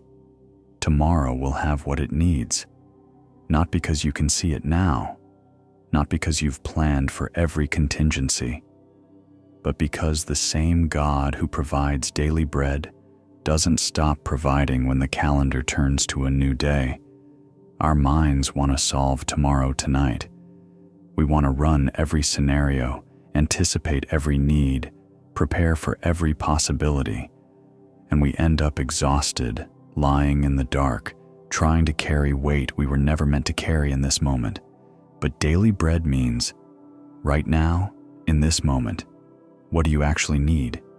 Not what might you need next week. Not what if this happens, or what if that happens. Right now, today, this moment. And in this moment, what you need is rest. That's today's bread. That's the provision for this specific now, not the solution to tomorrow's problem, not the answer to next week's question. Just rest. Just the permission to stop carrying what isn't yours to carry yet. Maybe tomorrow you'll need wisdom for a difficult conversation. Maybe next week you'll need strength for a challenge. Maybe next month you'll need clarity for a decision. But tonight you need sleep. And sleep is today's bread, offered to you freely, enough for this one night.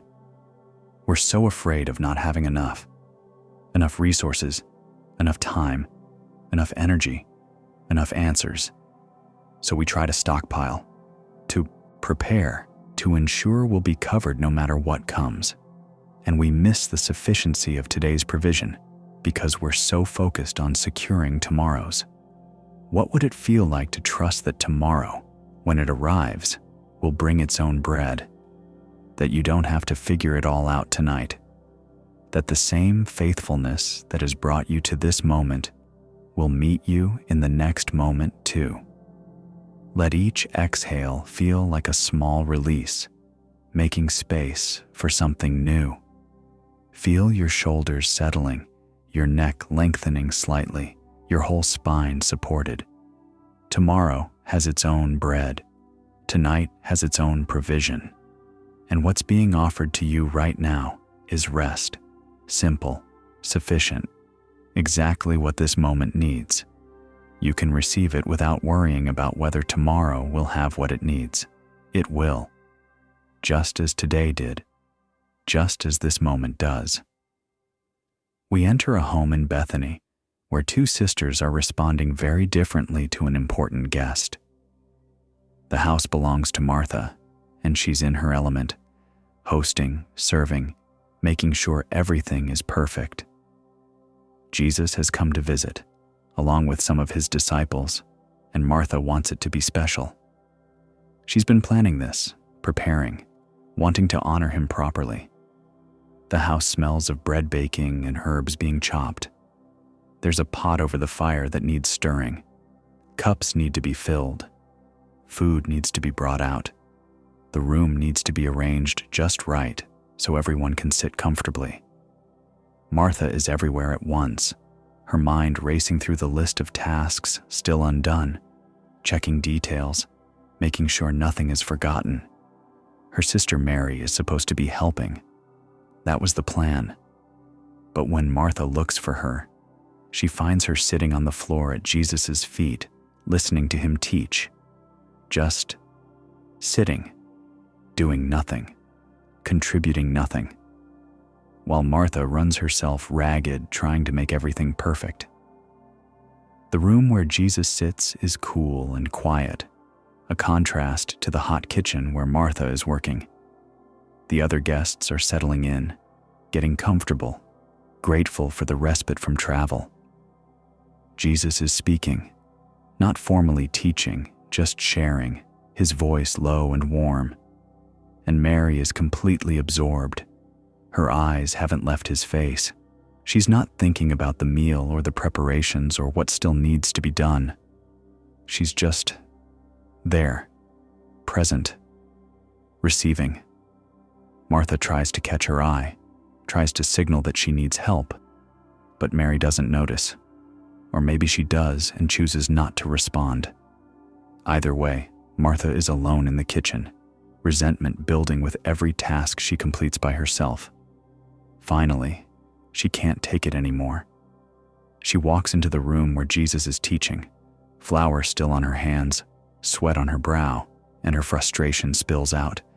"Lord, don't you care that my sister has left me to do the work by myself? Tell her to help me." It's not just a request, it's an accusation. Don't you care? She's appealing to Jesus to validate her busyness, to affirm that what she's doing matters more than what Mary's doing, to acknowledge that productivity trumps presence. The room goes quiet. Everyone's looking at Jesus, waiting to see how he'll respond. Surely he'll agree with Martha. Surely he'll tell Mary to get up and help. Work has to get done. Someone has to be responsible.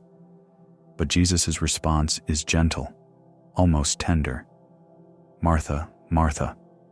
He says her name twice, the way you speak to someone you love who's missing the point. Not harshly, not dismissively, with care, with the kind of affection that wants her to see something she's too busy to notice. You are worried and upset about many things, but few things are needed, or indeed only one. Mary has chosen what is better, and it will not be taken away from her. Feel your hands rest wherever they are. They don't need to do anything right now. They can just be still. Martha is worried and upset about many things. The bread, the meal, the perfect hosting. But also, and this is the deeper issue, she's worried about proving her worth through service, about earning approval through productivity, about being valuable by being busy. Mary has chosen what is better, not what's easier, not what's lazier, what's better. She's chosen to receive instead of perform, to be present instead of productive, to sit at Jesus' feet and just listen, and it will not be taken away from her. Unlike the meal Martha is preparing, which will be consumed and forgotten, what Mary is receiving will last.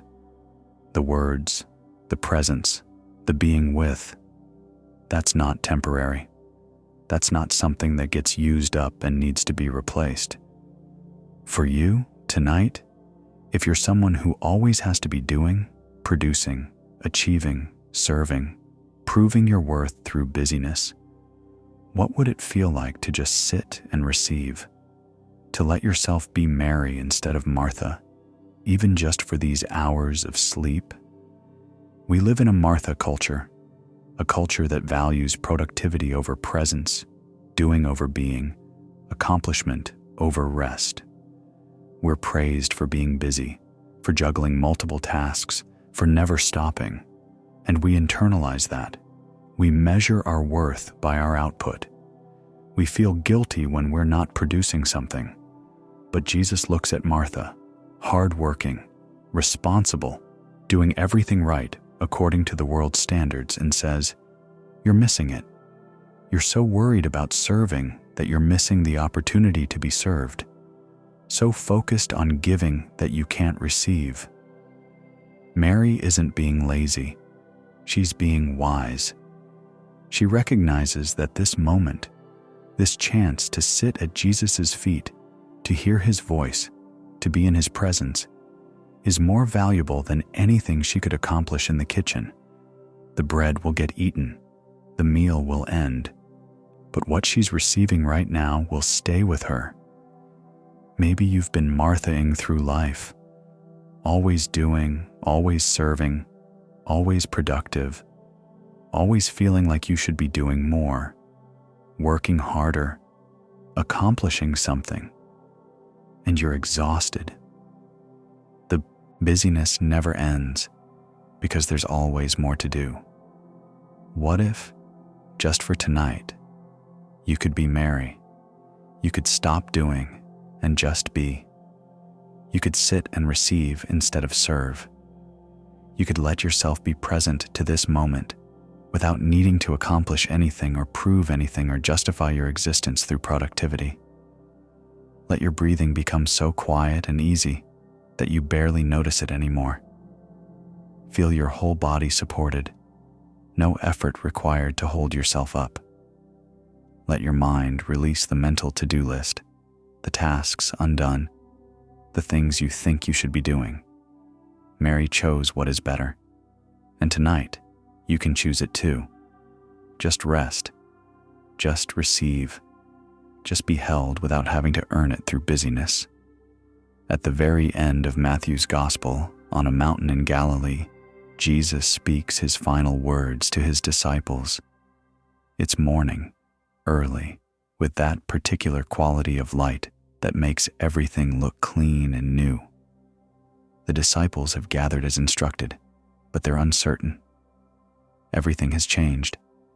Jesus died, then he rose, and now he's here, but nothing feels normal anymore. They don't know what comes next. Some of them worship as soon as they see him. Others hold back, still doubting, still trying to reconcile what they've witnessed with what they thought they knew. The mountain air is cool and thin. You can see for miles from up here. The Sea of Galilee in the distance, villages dotting the landscape, the curve of the earth meeting the sky. Jesus approaches them, and his presence settles something in the group. He speaks first about authority.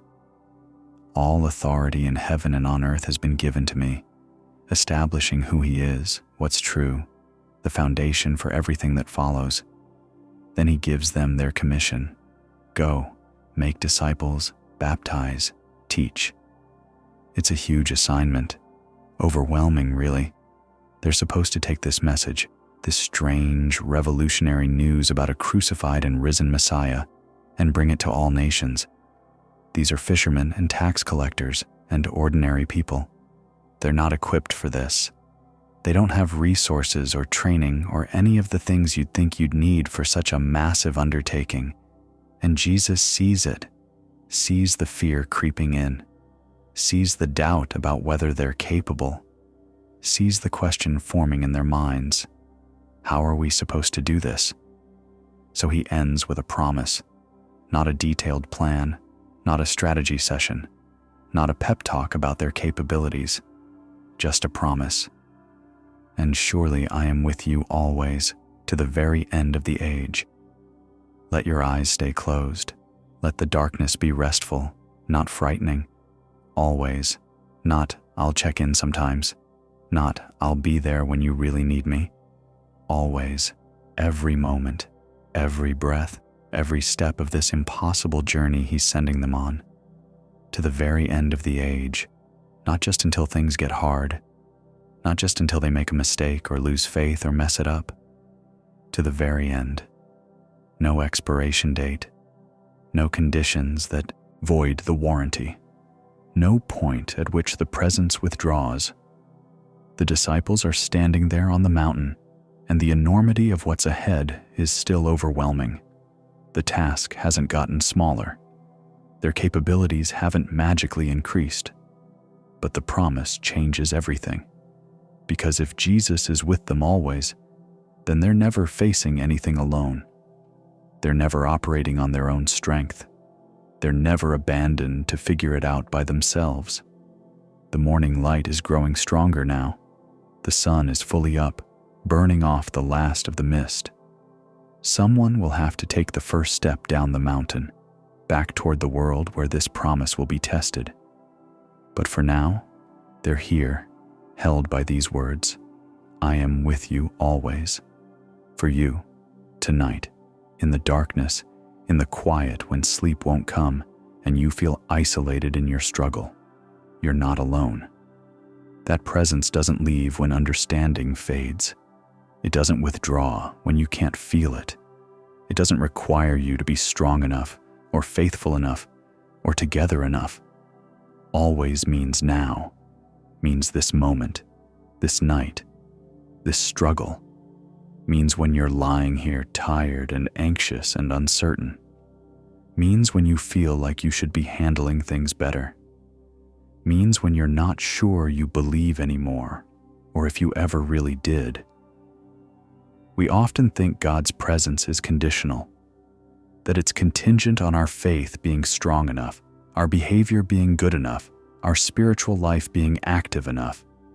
We think we have to maintain a certain level of devotion to keep God close.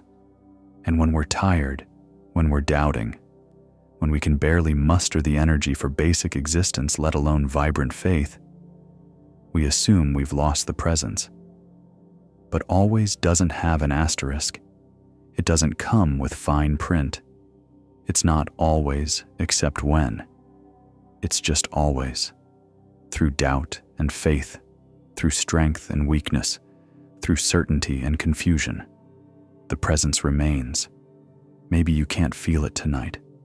Maybe the darkness feels heavy and empty rather than held. That's okay. Presence isn't dependent on your ability to perceive it. The sun doesn't stop shining because you close your eyes. And the promise, "I am with you always," doesn't stop being true because you can't sense it in this moment. To the very end of the age, which means there's no point, not even this difficult night, not even this season of struggle, where you fall outside the boundary of that promise. You're still held, still companioned, still not alone, even when aloneness is all you can feel. Let the surface beneath you hold your full weight. Feel yourself completely supported. Your head, your neck, your shoulders, your back, your legs. You don't have to hold yourself up. Notice your heartbeat, steady and faithful, a rhythm you don't have to maintain consciously. Feel your breath moving in and out, reliable and constant. You're not alone in the darkness. The presence is here, always here, whether you feel it or not. Let that truth be enough. Let it hold you as you finally, gently, begin to let sleep find you. On the night before his death, in an upper room filled with lamplight and uncertainty, Jesus speaks about peace. The room is close and warm, too many bodies in too small a space, but no one wants to leave. There's bread broken on the table, wine shared, the smell of roasted lamb still in the air. The disciples have just finished the Passover meal, but something feels different this year. Jesus has been saying strange things all evening, cryptic statements about going away, about betrayal, about someone denying him. The mood is tense, confused. Peter keeps asking questions that Jesus deflects. John sits closest to Jesus, leaning against him, sensing the weight of the moment, even if he doesn't understand it. Judas has already left, slipped out into the darkness with something unspoken hanging in the air. The remaining 11 are trying to make sense of what's happening, what's about to happen, what all of this means. They're scared. You can see it in the way they keep glancing at each other, in the tightness around their eyes, in how their hands fidget with cups and torn bread. They've left everything to follow Jesus, their jobs, their old lives, their safety. And now he's talking about leaving them, about things getting worse before they get better, about trouble coming. Jesus looks around at these men he's lived with, traveled with, taught and loved for 3 years. He sees their fear. He doesn't pretend it away or tell them they shouldn't be worried. The night ahead will be terrible. The days to come will test everything they thought they knew. Their fear is warranted. But then he says something that cuts through the anxiety like light through darkness. "Peace I leave with you. My peace I give you. I do not give to you as the world gives." The disciples lean in closer. Peace. They want that. They need that. But how? Everything around them is about to fall apart. How can there be peace when the world is chaos? Jesus continues, and his voice is steady, certain. "Do not let your hearts be troubled, and do not be afraid." This isn't the peace the world gives, the peace that comes when circumstances are comfortable, when everything is under control, when there's nothing to worry about. That kind of peace is fragile, dependent on externals. It evaporates the moment something goes wrong, The peace Jesus is offering is different. It doesn't require perfect circumstances. It doesn't depend on everything working out the way you want. It's a peace that can coexist with trouble, a peace that remains even when the world is falling apart. Feel your heartbeat. You don't have to change it. Just acknowledge it. Steady and faithful even when everything else feels uncertain. The lamplight flickers, casting moving shadows on the walls. Outside, Jerusalem is settling into night. Sounds of vendors closing up, families gathering for the holy day, Roman soldiers on their rounds. Inside this room, Jesus is giving his friends something to hold on to when he's gone. Not a detailed explanation, not a guarantee that things will be easy. Just peace. His peace. It's a peace that transcends understanding, that doesn't make logical sense given the circumstances. How can you have peace when everything you've built your life around is about to be destroyed? How can your heart not be troubled when the trouble is real and imminent? But that's the nature of this gift. It's not peace because everything's fine. It's peace in the midst of everything falling apart. Peace that's rooted not in circumstances, but in something deeper, something unshakable. For you, tonight, the peace Jesus offers isn't dependent on your circumstances being fixed. It's not contingent on your problems being solved, or your anxiety being eliminated, or your life finally coming together. It's something else, deeper, quieter, always available even when the surface is still stormy. We spend so much energy trying to create peace by controlling our circumstances. We think if we can just get everything in order, if we can just solve this problem or fix that situation, then we'll finally be able to rest. Then we'll have peace. But that's the world's peace. Fragile, temporary, always one crisis away from collapse. The peace Jesus gives is different. It's there in the upper room on the night before the crucifixion. It's there when everything is about to go terribly wrong. It's there not because the circumstances are peaceful, but because the source of peace is unshakable. Maybe tonight, your circumstances aren't peaceful. Maybe the surface of your life is still choppy with worry and uncertainty. Maybe nothing has been resolved and tomorrow still looms with all its challenges. But underneath that, beneath the anxiety, beneath the racing thoughts, beneath the restlessness, there's a peace being offered that doesn't require the surface to be calm first. It's not peace as the world gives, not peace that depends on you having it all together or everything working out. It's peace that says, in the midst of this, in the middle of the trouble, while the fear is still real, you don't have to let your heart be troubled, not because the trouble isn't there, but because there's something more foundational than the trouble. Notice any place in your body that's still braced or tense. See if you can soften it just a little, knowing that peace isn't something you create through effort, but something you receive. Let your breathing slow naturally, each exhale releasing a bit more tension.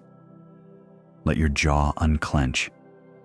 Let your tongue rest easy in your mouth. The peace Jesus leaves with you doesn't require perfect circumstances. It's here, now, available even in the midst of whatever you're carrying. Let it be enough. After the resurrection, in a locked room where the disciples have gathered in fear and confusion, Thomas is struggling to believe. The others have seen Jesus. They've witnessed him alive, touched his hands, heard his voice. They're transformed by it, no longer hiding in terror, but filled with strange joy. But Thomas wasn't there. He missed it. And now they're telling him this impossible thing. Jesus is alive. They saw him. He stood right here in this room, spoke to them, showed them his wounds. It's true. You have to believe it, but Thomas can't, or won't, or doesn't know how. It's too much, too impossible, too far beyond what he thought could happen. He's seen death. He knows what dead means.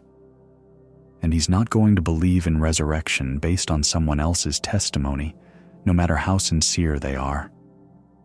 His voice is firm, almost defiant. Unless I see the nail marks in his hands and put my finger where the nails were and put my hand into his side, I will not believe. It's not a small request. It's radical skepticism. It's saying, I need physical, tactile, undeniable proof.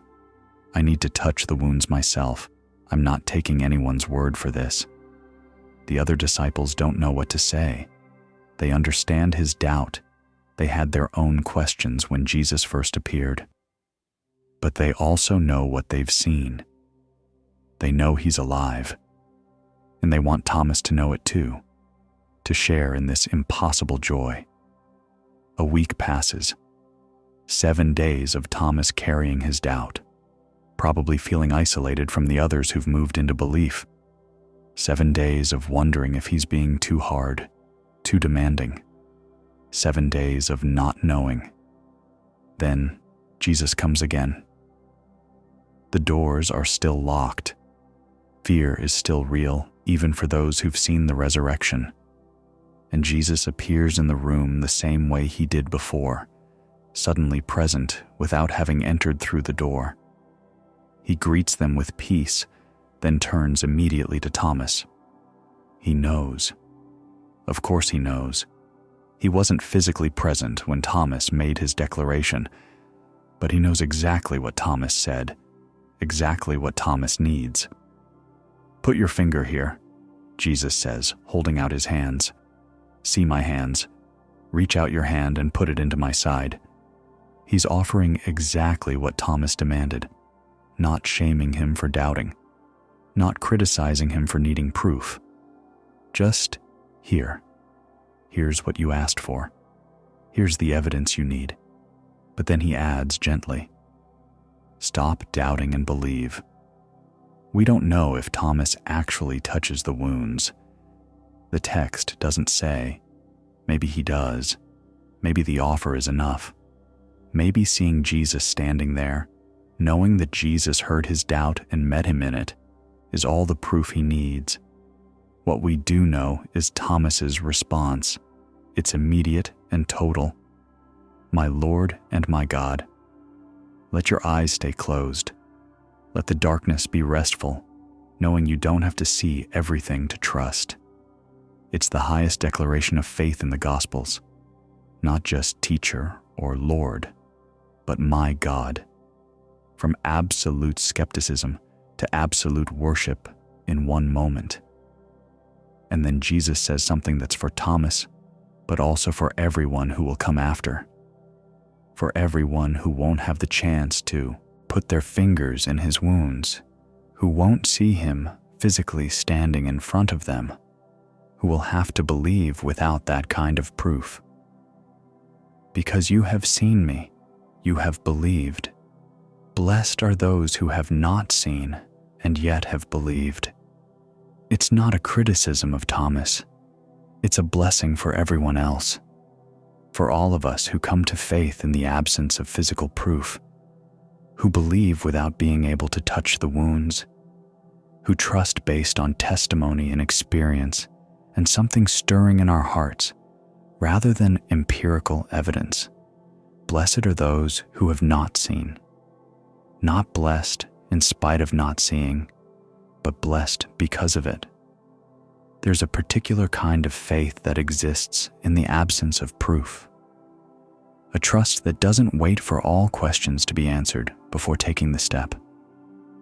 For you tonight, if you can't feel God's presence, if faith feels thin and distant and you're not sure you believe anymore, you're not failing. The blessing is specifically for those who don't have the luxury of certainty, for those who have to trust in the dark, for those whose faith is less about proof and more about choosing to remain open when closing off would be easier. We often think strong faith means never doubting, never questioning, always being certain. But Thomas is in the text. His doubt is recorded. Jesus meets him in it without condemnation. And then the blessing is pronounced over everyone who has to believe without seeing. Maybe your faith right now feels more like Thomas's doubt than Thomas's worship. Maybe you're in the week between Jesus's appearances, the time when the others have seen but you haven't, when testimony isn't enough and you need something more but can't articulate what. That's okay.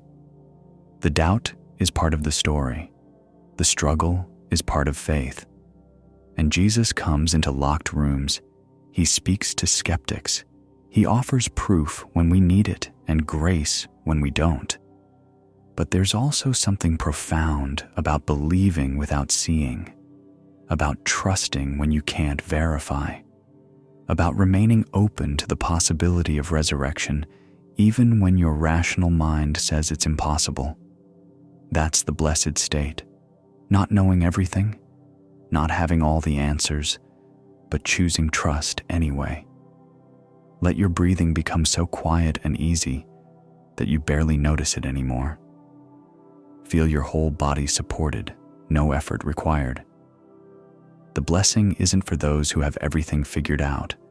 It's for those who believe anyway, who trust anyway, who remain open anyway, even in the darkness, even without proof, even when faith feels like reaching into empty air and hoping there's something there to catch you.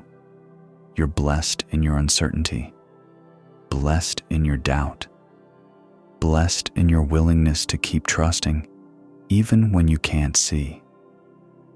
In one of his final teachings before the crucifixion, Jesus uses the image of a vineyard to describe something essential about how we're connected to him and to life itself. It's spring in Judea, and the hillsides are covered with grapevines, ancient, gnarled trunks with new green shoots reaching out, leaves unfurling, the promise of fruit still months away. Jesus and his disciples are probably walking through such a vineyard as he teaches. Maybe they've stopped to rest in the shade, surrounded by the orderly rows of vines. The air smells of earth and growing things. Birds flit between the branches. The sun is warm on their shoulders. Jesus touches one of the vines. The main trunk, thick and sturdy, bark rough under his hand. Then he traces one of the branches extending from it, following it out to where new growth is sprouting. The branch is completely integrated with the vine, growing from it, part of it. You couldn't separate them without killing the branch. I am the vine, Jesus says, his hand still resting on the weathered trunk. You are the branches. The disciples look at the vineyard with new eyes. They've seen this image their whole lives. Vineyards are everywhere in this region. But now Jesus is asking them to see it differently, to see themselves as branches, to understand their life as fundamentally connected to his. He continues, "Remain in me, as I also remain in you. No branch can bear fruit by itself. It must remain in the vine. Neither can you bear fruit unless you remain in me. A branch that's separated from the vine looks fine for a little while. The leaves stay green. It looks like it's still alive. But it's not. It's cut off from the source of life. It's dying, even if the death isn't visible yet. And it will never produce fruit, because fruit doesn't come from the branch's effort. It comes from the life flowing through the vine.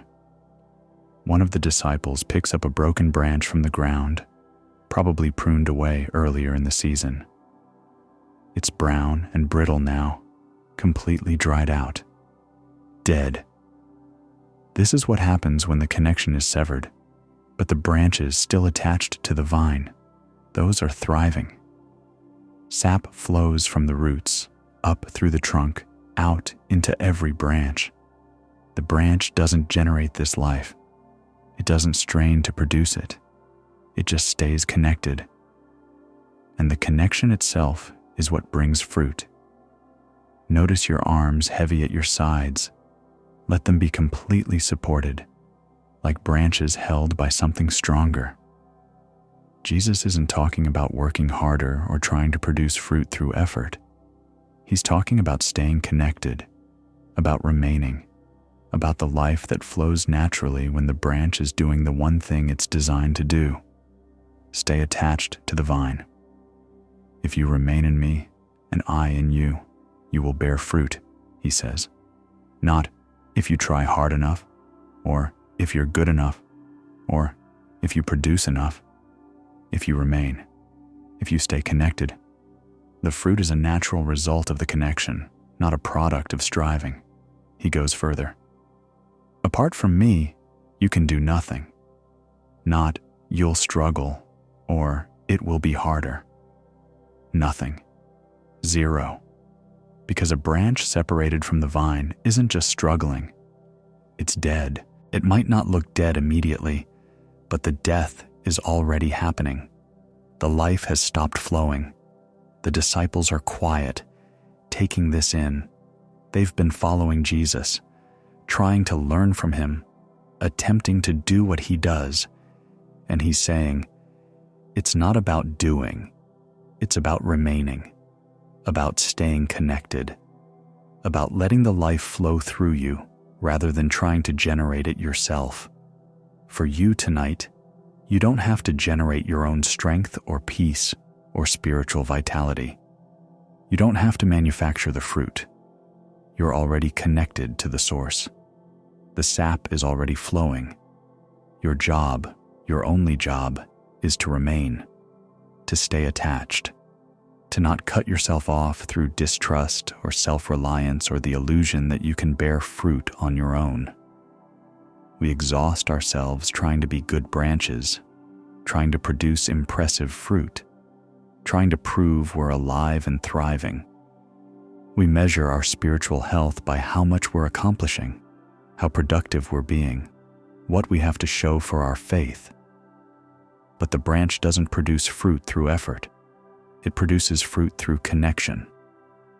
The same life that sustains the vine sustains the branch.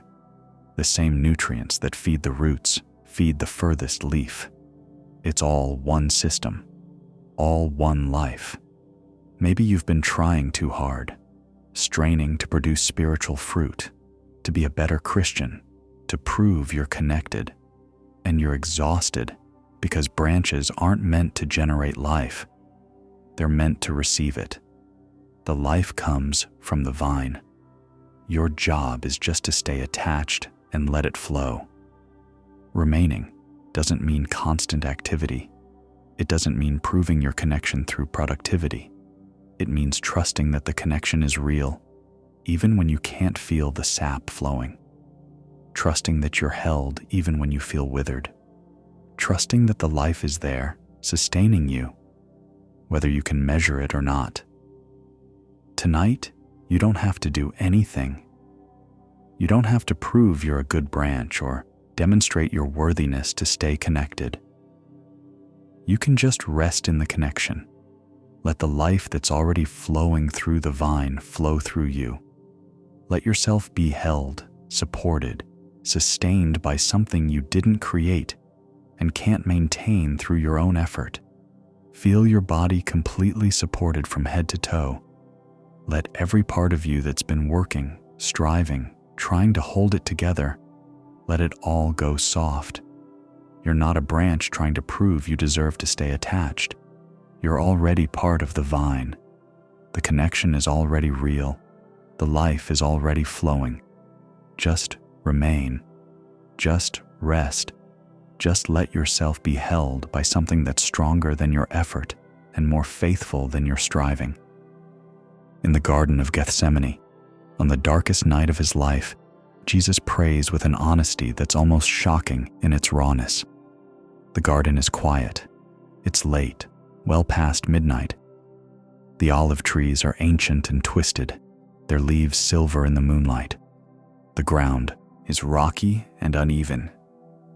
Somewhere in the distance, Jerusalem sleeps, unaware of what's unfolding here in the darkness. Jesus has brought his disciples with him. He's asked Peter, James, and John to come further into the garden, to stay close while he prays. He needs them near. He tells them something he's never said before. My soul is overwhelmed with sorrow to the point of death. They've never seen him like this. Jesus, who calmed storms, who raised the dead, who walked on water, is overwhelmed, crushed under the weight of what's coming. He asks them to keep watch, to stay awake with him, and then he moves a little further into the garden alone. He falls to the ground, not kneels gracefully, falls, face down on the rocky earth. His whole body is trembling. The text says he's deeply distressed and troubled. Another translation says he's in anguish. He begins to sweat, and the sweat is like drops of blood falling to the ground, a medical condition that happens under extreme stress when capillaries near the surface of the skin rupture. This is Jesus in complete human agony, facing what he knows is coming: betrayal, arrest, beating, mockery, crucifixion. The full horror of it is pressing down on him, and he's not stoic, he's not serene, he's terrified, and he prays. The prayer is desperate, honest, pleading. Abba, Father, everything is possible for you. Take this cup from me. Take this cup. Take this suffering. Take this death. Make it not happen. Find another way. The request is direct, unvarnished. He doesn't want to do this. He's asking, begging, for the cup to be removed, for the suffering to be avoided, for there to be a different path. It's the most human prayer in Scripture. Not thy will be done, with peaceful resignation. That comes next. First comes the raw honesty. I don't want this. Please take it away. The garden is so quiet you can hear his breathing, ragged, labored. The olive trees provide no comfort. The disciples are nearby, but they've fallen asleep, exhausted, overwhelmed, unable to stay awake in their own distress. Jesus is alone with his agony and his prayer. Notice any place in your body that's still braced or tense. See if you can soften it just a little, knowing that even Jesus asked for the cup to be taken. He stays there, face on the ground, wrestling with what's ahead, praying the same prayer again and again. Take this cup from me, please, please, please. And then, this is the hinge point, he adds, yet not my will, but yours be done. Not instead of the first prayer, not erasing the honesty or the desire for the cup to be removed, but alongside it. I don't want this. I'm asking you to take it away, and I'm willing to go through it if that's what's required. Not my will, but yours. It's surrender, but not the passive kind. It's active, costly surrender. It's saying yes to something you desperately don't want because you trust the one who's asking you to walk through it. The cup isn't removed. Jesus gets up from the ground eventually, still sweating blood, still dreading what's coming, and walks back to the disciples. Judas will arrive soon with soldiers. The arrest will happen. The cup that Jesus asked to be taken away will be drunk to the dregs. But the prayer in Gethsemane shows us that surrender doesn't mean pretending you want something you don't want. It doesn't mean spiritual bypassing or pasting on false peace. It means being honest about your desire. Take this cup, and then being willing to trust anyway. Yet not my will, but yours. For you, tonight, if you're holding something painful, something you desperately wish would change, something you've been praying to be taken away, it's okay to ask for it to be removed. It's okay to say, I don't want this. Please make it stop. Please find another way. That's not weak faith. That's Jesus' own prayer. We sometimes think spiritual maturity means not wanting things to be different. that we should accept everything that happens with serene peace, never asking for circumstances to change, always being content. But Jesus in Gethsemane gives us permission for something more honest. You can desperately want the cup to be taken. You can pray for things to be different. You can ask, beg, for suffering to be removed. And you can also, in the same breath, surrender to what is. Not because you've stopped wanting it to change, but because you trust that you're held even if it doesn't. Yet not my will, but yours, doesn't erase, take this cup from me. Both prayers exist together, the honesty and the trust, the desire for relief and the willingness to walk through pain, the human plea and the divine surrender. Maybe you're in your own Gethsemane tonight, facing something you don't want to face, carrying something you've asked repeatedly to be taken away, and it hasn't been. The cup is still there. The suffering is still real. You don't have to pretend you want it. You don't have to manufacture spiritual peace about it. You can be honest about how much you wish it were different. You can ask for it to be taken again and again, as many times as you need to. And you can also, when you're ready, in your own time, add the second prayer. Not my will, but yours. Not because you've stopped wanting relief, but because you're choosing to trust that you're held in this, that there's meaning you can't see yet, that the cup you're drinking won't be drunk alone. Let each exhale feel like a small release, making space for something you can't control. Feel your whole spine supported from head to tailbone. Let your body be heavy, knowing you don't have to hold yourself together or maintain a spiritual appearance.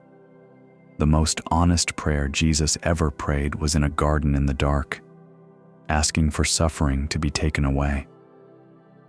Your honest prayers, raw and desperate and pleading, are just as sacred. Let yourself rest in that honesty tonight, holding both the desire for change and the willingness to trust, knowing you don't have to resolve the tension between them before you sleep. Near the very end of Scripture, in the book of Revelation, John sees a vision of the end and the beginning all at once. He's exiled on the island of Patmos, isolated and far from home. He's seen the church struggle, seen persecution, seen the cost of faith. He's old now, the last of the original disciples still alive. He's carried so much grief, so much loss. And then the vision comes. The sky opens. Reality tears at the seams. And John sees what's been hidden, what's always been true but invisible to ordinary sight. He sees a new heaven and a new earth. He sees the old order passing away. He sees the holy city coming down out of heaven like a bride prepared for her husband. It's not a renovation, not a repair job on the current creation. It's something entirely new. The first earth has passed away. The sea, in ancient cosmology, a symbol of chaos and threat, is gone. Everything is being made new. And then John hears a voice, loud, carrying the weight of absolute authority. The voice comes from the throne, the center of all reality, the seat of ultimate power, and what it says is both promise and declaration. Behold, I am making everything new. Not I will make in some distant future, not I made in the past. I am making. Present tense, active, happening now. The work of renewal is ongoing, continuous, already in motion even when we can't see it. Everything, not some things, not the fixable things or the not too broken things. Everything, every part of creation that's been marred by death and decay and brokenness. Every system that's been corrupted, every heart that's been wounded, every relationship that's been shattered. Everything, new, not repaired, not restored to original condition. New, something that's never existed before. something beyond what was lost. Redemption that doesn't just bring you back to the starting line, but carries you forward into something better than what was broken. The voice continues, and there's urgency in it. Write this down, for these words are trustworthy and true. This matters. This is important enough to record, to preserve, to remember. In a vision full of strange imagery and symbolic numbers and cosmic battles, this is the part that needs to be written clearly, stated plainly, made unmistakable. I am making everything new. John is weeping as he writes. He's seen so much death, so many of his friends martyred, so much of what he's built his life around destroyed. And now this vision of comprehensive renewal. Nothing is too broken. Nothing is beyond the reach of this making new. The voice says more. He who was seated on the throne said, I am making everything new. Then he said, write this down, for these words are trustworthy and true. Feel your breath slowing, each exhale a small release. Let your shoulders settle. It's repeated because it matters, because we need to hear it more than once, because we're so used to things staying broken, to damage being permanent, to loss being final. We need the repetition to even begin believing it might be true. For you, tonight, whatever feels broken or beyond repair in your life, whatever has been lost or damaged or destroyed, there's a promise that nothing is too far gone. The voice from the throne, the source of all authority and power, says, I am making all things new, not might make, not will try to make, am making. Present tense, active. The work is already underway, even when you can't see it, even when it looks like nothing is changing, even when the brokenness seems permanent and the damage irreversible. We often think some things are just too broken, some relationships too damaged, some wounds too deep, some parts of ourselves too corrupted. We write them off as lost causes. We grieve them and move on because what else can you do? You can't unbreak what's broken. You can't unmake what's been destroyed. But the God who spoke creation into existence isn't bound by what seems fixable to us. The one who brought life from death, who raised Jesus from the tomb, who promises to wipe away every tear, that same power is directed toward making everything new, not bypassing the brokenness, not pretending the damage didn't happen, making it new, taking what was shattered and creating something that's never existed before. Redemption that transforms rather than just restores. Maybe there's something in your life you've given up on, something you've accepted as permanently broken, a relationship that can't be healed, a part of yourself that can't be redeemed, a dream that's dead and can't be resurrected, a wound that's too deep to ever fully heal. And the voice from the throne says, I am making everything new, not except for that thing, not, well, most things, everything. Your particular brokenness is included in everything. Your specific loss is encompassed in all things. It might not look like newness yet. The old order might still be very present, very heavy. The brokenness might feel more real than the promise. That's okay. The making new is happening whether we can perceive it or not.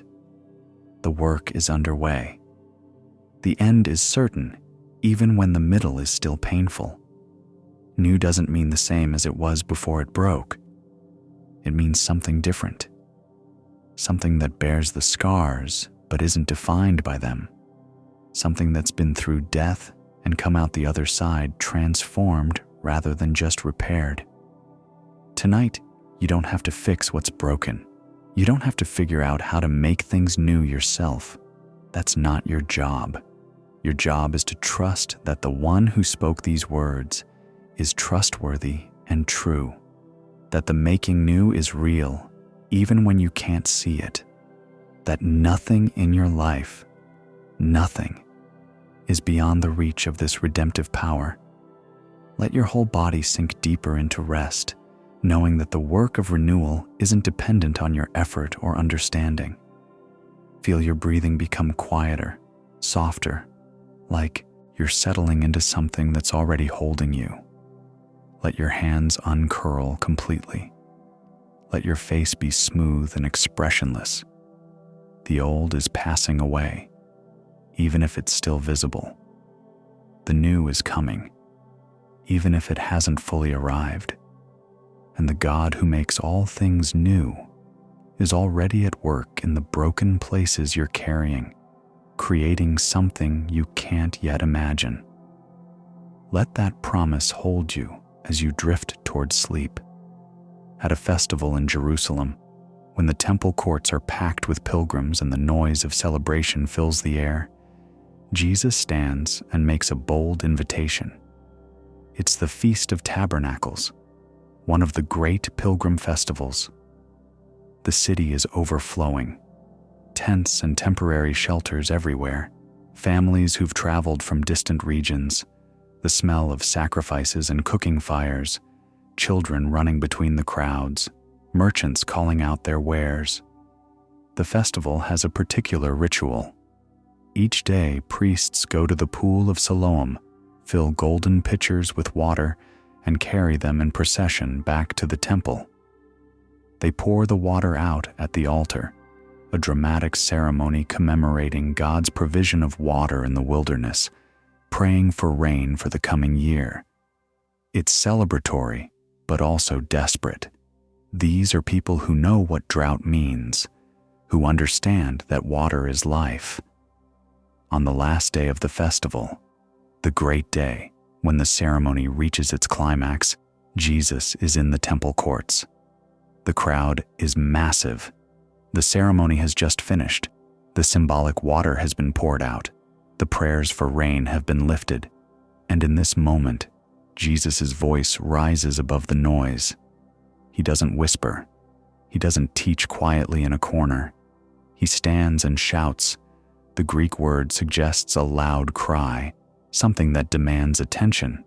Let anyone who is thirsty come to me and drink. The crowd goes quiet. People turn to look. Who is this man? What is he talking about? They've just participated in a ritual about water, about thirst, about God's provision, and now this rabbi is claiming to be the source? Jesus continues, his voice still carrying across the courtyard. Whoever believes in me, as Scripture has said, rivers of living water will flow from within them. Rivers, not a cup, not a drink that temporarily quenches. Rivers, plural, living water. Water that doesn't go stagnant, that keeps flowing, that gives life wherever it goes. And the source isn't external, it's from within them. The image is almost absurd in its abundance. Not barely enough, not just sufficient. Rivers. The temple courts are made of stone, hot in the afternoon sun. The crowd is dusty from days of travel and celebration. They're literally thirsty in the physical sense. It's hot. They've been standing for hours. Water is precious and carefully rationed.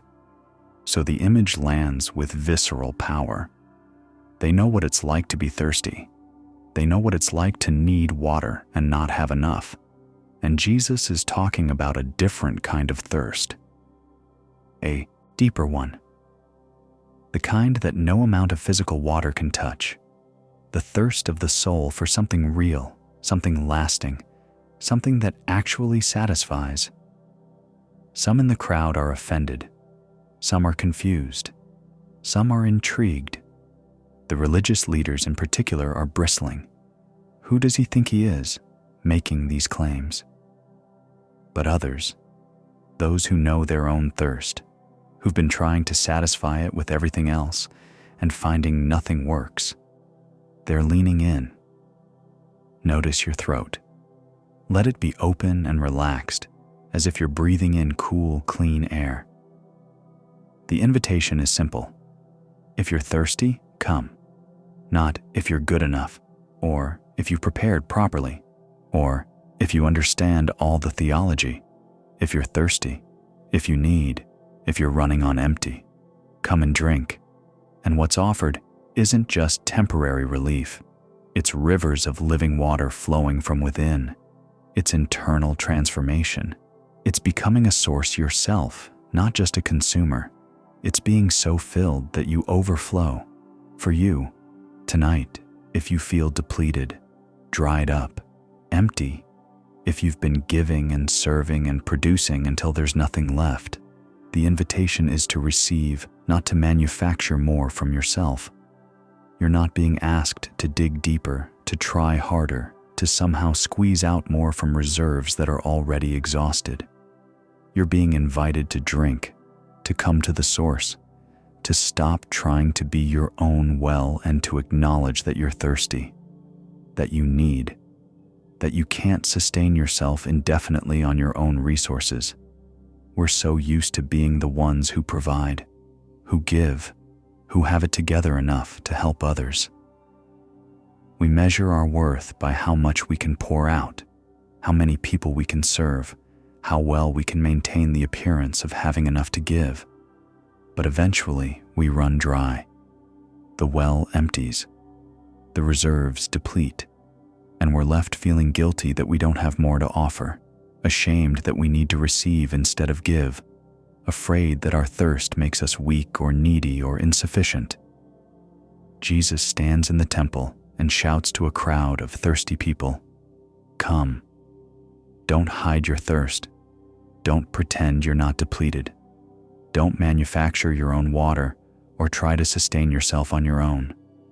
Come and drink. The living water he's talking about isn't something you earn.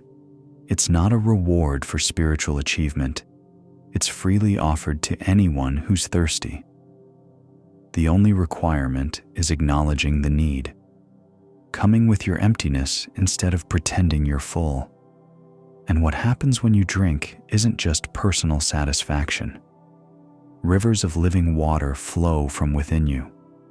You become a source yourself, not because you've manufactured it, but because you're connected to the source.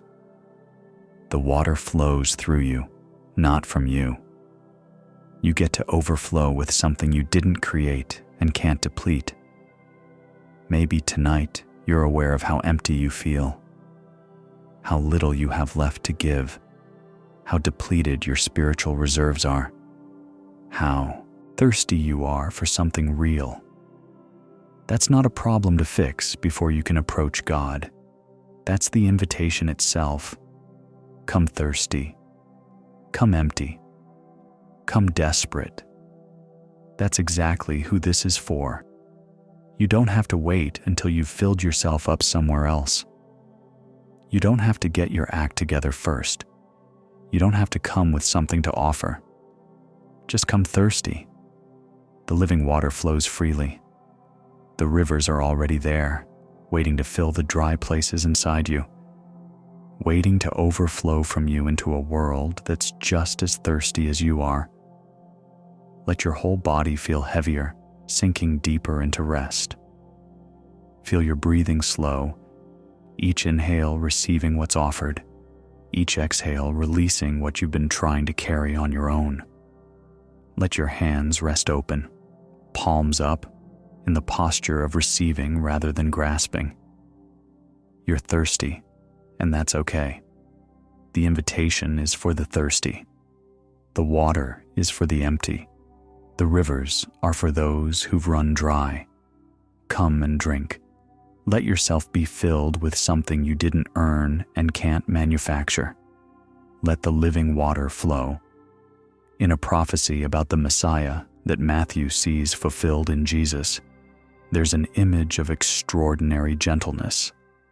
The prophet Isaiah wrote it centuries before Jesus was born, describing how the coming one would handle those who are fragile, those who are barely holding on, those who are on the verge of breaking completely.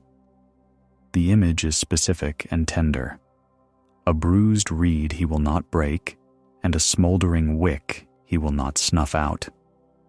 Picture a reed, the kind that grows along riverbanks, tall and slender and green. It bends in the wind. It's useful for making baskets or mats, for building small shelters. But when a reed gets bruised, when it's been bent too hard or damaged by weather or stepped on, it becomes fragile. It can still stand, but just barely. One more impact and it will snap completely. Most people, seeing a bruised reed, would just break it off. It's damaged goods, not useful anymore. Might as well clear it away and make room for healthy reeds. Breaking it would be quick, efficient. It's going to break anyway, right? Why prolong it? But the Messiah, Isaiah says, will not break it. Will see the bruise, recognize the fragility, acknowledge that it's barely holding together, and will not apply the final breaking pressure. Will handle it with care. Will tend to it rather than discard it. And the smoldering wick, picture an oil lamp at the end of its fuel. The flame has died down to almost nothing. Just a tiny ember, a faint glow, barely producing any light. It's smoky, inefficient, not really doing its job anymore. The practical thing would be to snuff it out, trim the wick, refill the oil, start fresh. But the Messiah will not snuff it out, will not extinguish that faint remaining glow, will nurture it back to flame rather than putting it out. Matthew watches Jesus and sees this prophecy coming true. Jesus healing on the Sabbath despite the controversy it creates. Jesus touching lepers when no one else will. Jesus speaking to the woman at the well, to tax collectors, to prostitutes, to everyone the religious establishment has written off as beyond redemption. Jesus with the woman caught in adultery, bruised, exposed, about to be broken completely by stones, and he doesn't break her, doesn't add to the condemnation, doesn't apply the final crushing blow.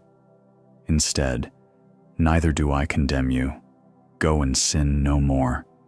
Jesus with Peter after the denial, Peter who's barely holding it together, who's failed spectacularly, whose faith has guttered down to almost nothing. And Jesus doesn't snuff out that smoldering wick, doesn't say, "You're done, you're disqualified, you've proven you're not reliable." Instead, "Feed my sheep, I have work for you still." Jesus handles fragile things with impossible care, sees what's damaged and tends to it, sees what's barely alive and breathes on it gently to bring it back to flame. Feel your whole spine lengthen slightly, supported from head to tailbone. Let yourself be held without having to hold yourself together. For you, tonight, if you feel bruised, if you've been bent too hard, damaged by circumstances, worn down by life, until you're barely holding on, you're exactly who this promise is for. You won't be discarded. You won't be broken off and thrown away. The hands that hold you know how to handle fragile things. We're so afraid of being too damaged, too broken, too much of a mess. We think if we're honest about how fragile we are, how close to breaking, we'll be rejected, cast aside, replaced with someone less problematic. But the Messiah's defining characteristic is gentleness toward the bruised, not frustration, not impatience, not get it together or else. Gentleness, care, the kind of handling that tends to damage rather than adds to it. And if you feel like a smoldering wick, if your faith is down to the faintest glow, if you're barely producing any light, if you're mostly just smoke and disappointment in yourself, you won't be snuffed out, won't be extinguished and discarded as ineffective. The breath that comes is gentle, coaxing, meant to bring you back to flame. Maybe you've been expecting the final breaking blow. Maybe you feel so fragile that you're just waiting for someone or something to snap you completely. Maybe you're so aware of how little light you're producing that you expect to be snuffed out, replaced with someone who burns brighter. But that's not how Jesus works. He sees the bruise and is careful. He sees the faint ember and is gentle. Where others would break or extinguish, he tends and nurtures. You don't have to be strong to be worth keeping. You don't have to be burning bright to be valued. You can be bruised and barely glowing and still be handled with care, still be tended to, still be precious to the one who refuses to break what's already fragile. Tonight, you don't have to hold yourself together or maintain the appearance of being whole. You can be as bruised as you actually are, as dim as you actually feel. And that's not disqualifying. That's the exact state that invites the gentlest care, the most tender handling, the refusal to add one more ounce of pressure to something that's already carrying all it can bear. Let your breathing become so quiet, you barely notice it anymore. Let your whole body go completely limp, trusting you won't be dropped even in your fragility. Let your jaw soften. Let your eyelids feel heavy as curtains closing. You're bruised, and that's seen. You're barely glowing, and that's known. And you're being handled with a gentleness that won't break what's already bending, won't extinguish what's barely still lit. You're safe here. You're held. Let yourself be as fragile as you actually are. In another teaching moment, Jesus speaks about light in a world that so often feels dark. He's in Jerusalem during another festival. The temple courts are illuminated by enormous golden lampstands, part of the festival celebration. 4 massive lamps in the court of the women, each one requiring ladders to light, their flames visible across the city. The whole temple complex glows. Against this backdrop of physical light, Jesus makes a declaration that stops the crowd. I am the light of the world. Whoever follows me will never walk in darkness, but will have the light of life. It's not a metaphor, not a nice teaching illustration. It's an identity claim. I am not I'm like or I represent. I am the light, the source, the illumination, the thing that makes it possible to see. The crowd listening knows darkness. They live in a world without electric lights, without street lamps, without any of the ambient glow we take for granted. When night comes, it's truly dark, dangerous. You can't see where you're going. You can trip, fall, walk into danger without knowing it's there. They also know about spiritual darkness. The prophets talked about it. People stumbling in moral darkness, walking in shadows, unable to see the path of righteousness. Darkness in Scripture isn't just absence of light. It's confusion, danger, lostness, evil. It's not knowing where you are or where you're going. And Jesus is standing in the temple, surrounded by ceremonial lamps, saying, I am the real light, the one that actually illuminates, not just physically, but in every way that darkness threatens you. A blind man asks, but what if I literally can't see? And Jesus will heal him, giving him physical sight, because the claim encompasses everything: physical darkness and spiritual darkness, not knowing your way and not knowing the way, being unable to see and being unable to understand. Whoever follows me will never walk in darkness. Never. Not probably won't, or will usually have enough light. Never. Because the light isn't external, isn't dependent on circumstances. It's a person. And if you're following that person, you're following light itself. The promise isn't that you'll always see the whole path clearly. It's that you won't walk in darkness. You might only see the next step. The light might illuminate just the ground right in front of you, not the destination miles away. But you won't be stumbling blind. You won't be walking toward danger unknowingly. You won't be lost in confusion with no sense of direction. The light of life. Not just light for seeing, but life-giving light. light that brings warmth and growth and vitality, the kind of light that plants turn toward because they need it to live. Let your eyelids feel soft and heavy, like curtains closing gently over windows. Let them rest there with no tension. For you tonight, even in literal darkness, even when you can't see the way forward, even when the path ahead is completely unclear, the light isn't gone. It's just asking you to trust one step at a time, not to see the whole journey before you start, just to follow the light that illuminates what's immediately in front of you. We want to see everything. We want the path lit from here to the destination, every turn visible, every obstacle revealed in advance.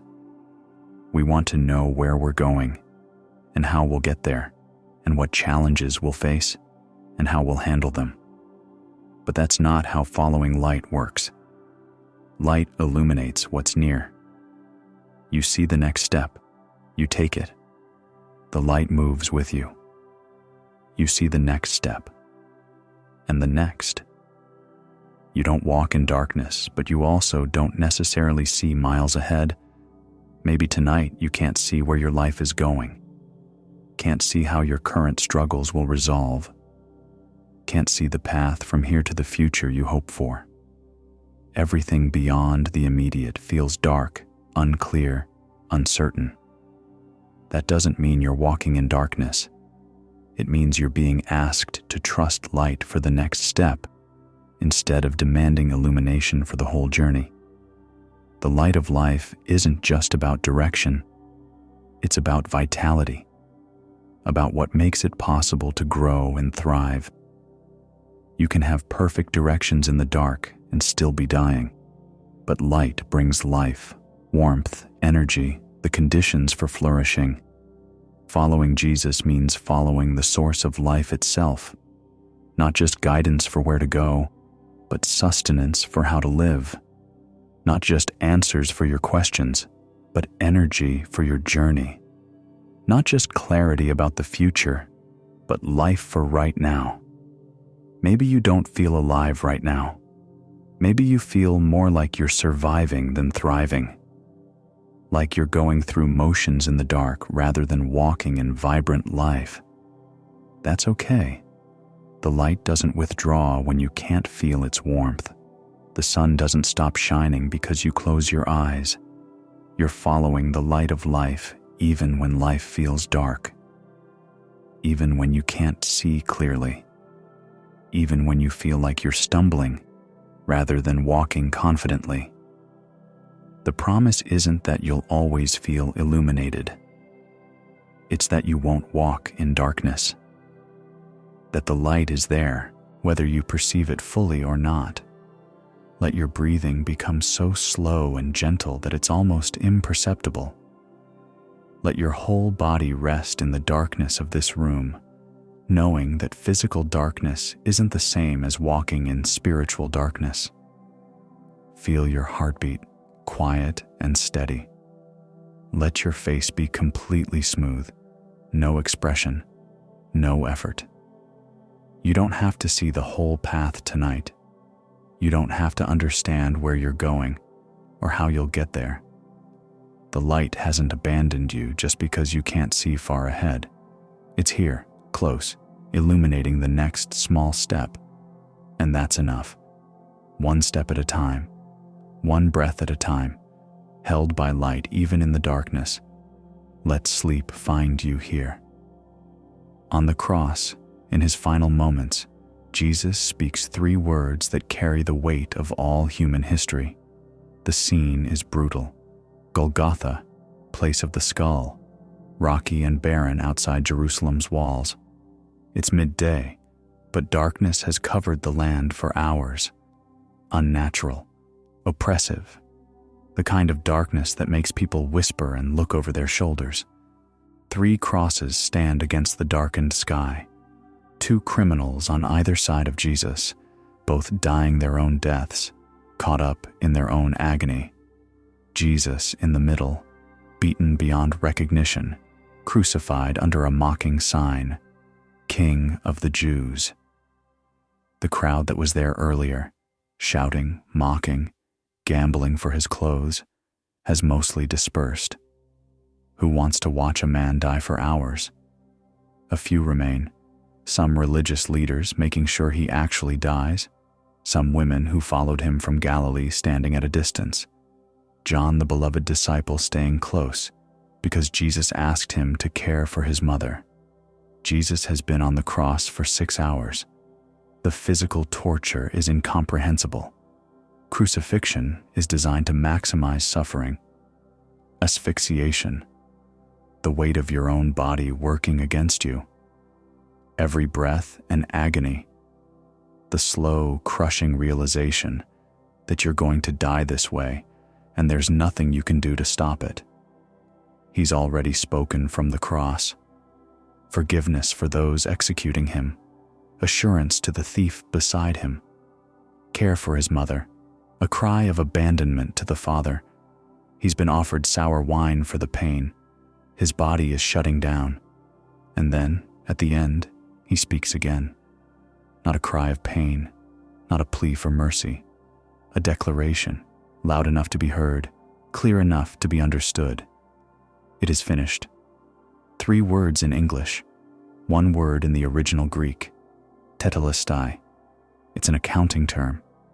It means paid in full. It's what you'd write across a bill that's been completely settled. No balance remaining. The debt is gone. It is finished. He's not saying, I am finished. Not, my life is over. He's saying it, the work, the mission, the payment, the sacrifice, is finished. Complete. Accomplished. Done. The soldiers don't understand. They just see another criminal dying, this one faster than usual. He'll be dead before sundown, before the Sabbath begins. They don't grasp what's being finished. The women at a distance hear the words but can't process them. They're devastated, watching the man they followed, believed in, loved, die in agony. How can anything be finished when everything has fallen apart? John hears and will remember. Will write it down years later. Will understand eventually what was finished in that moment. The separation between God and humanity, the unpayable debt of sin, the power of death, the reign of fear, all of it, finished. The curtain in the temple tears from top to bottom at the moment of his death. The thick veil separating the Holy of Holies from the rest of the temple, the barrier between God and people, rips in two. Access is opened. The separation is finished. Let your whole body go completely still. Nothing left to do. Just breathe. It is finished means the striving is over. The earning, the performing, the trying to make yourself acceptable to God, all of it finished.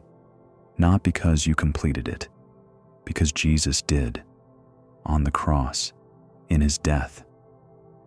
For you, tonight, whatever you're trying to complete, trying to fix, trying to finish on your own, what if it's already done? What if the essential work, the fundamental need, the core requirement has already been met? What if you're already enough, not because you've done enough, but because he said, it is finished? We live like the debt is still outstanding, like we're still paying it off, still working to make ourselves right, still striving to reach some level of goodness or spirituality or worth that will finally be enough. And we're exhausted because the debt is infinite and our resources are finite. We'll never finish it, but Jesus already did. He said the words, "It is finished." The work is complete. The payment is made. The separation is ended. The requirement is met. Nothing you can do will add to what he accomplished, and nothing you've failed to do will diminish it. Maybe you're lying here mentally reviewing everything you didn't get done today, everything you're behind on, everything you still need to accomplish to feel like you're keeping up, measuring up, being enough. the weight of unfinished tasks and incomplete goals, and the sense that you're always falling short. "It is finished" speaks into that, not to make you passive or irresponsible, but to release you from the belief that your worth is determined by your completion rate, that you're only acceptable when you've finished everything, that you have to earn the right to rest by accomplishing enough first. The most important thing, the essential thing, is already finished. The work that actually matters, that determines your standing with God, that opens access to grace, that's done, complete, finished. You don't have to complete it. You couldn't if you tried. What you're invited to do is receive what's already finished, to stop trying to add to it or improve it or prove you deserve it, to let the finished work be enough so you can finally rest. Tonight, all the things undone can stay undone. All the tasks incomplete can wait. All the ways you feel unfinished, as a person, as a Christian, as a human being, can be held in the truth that what needed to be finished has been finished by someone else, for you, on a cross outside Jerusalem 2,000 years ago. Let your breathing become so quiet and effortless that you're barely aware of it anymore. Let every muscle go completely slack, nothing held tense, nothing working. Feel the weight of your body completely supported by what's beneath you. You don't have to hold anything up. You don't have to maintain anything. You don't have to finish anything before you're allowed to rest. It is finished. The striving can stop. The proving can end. The trying to be enough can cease. You already are enough because He finished the work. Let that truth sink all the way down into your bones. Let yourself be held by the finished work instead of crushed by unfinished tasks. It is finished, and you can finally, fully rest. In Jesus' final words to His disciples before the crucifixion, in that upper room on the last night, He speaks about life that doesn't end. The disciples are terrified. He's been talking about going away, about dying, about them not being able to follow where He's going. They're panicking.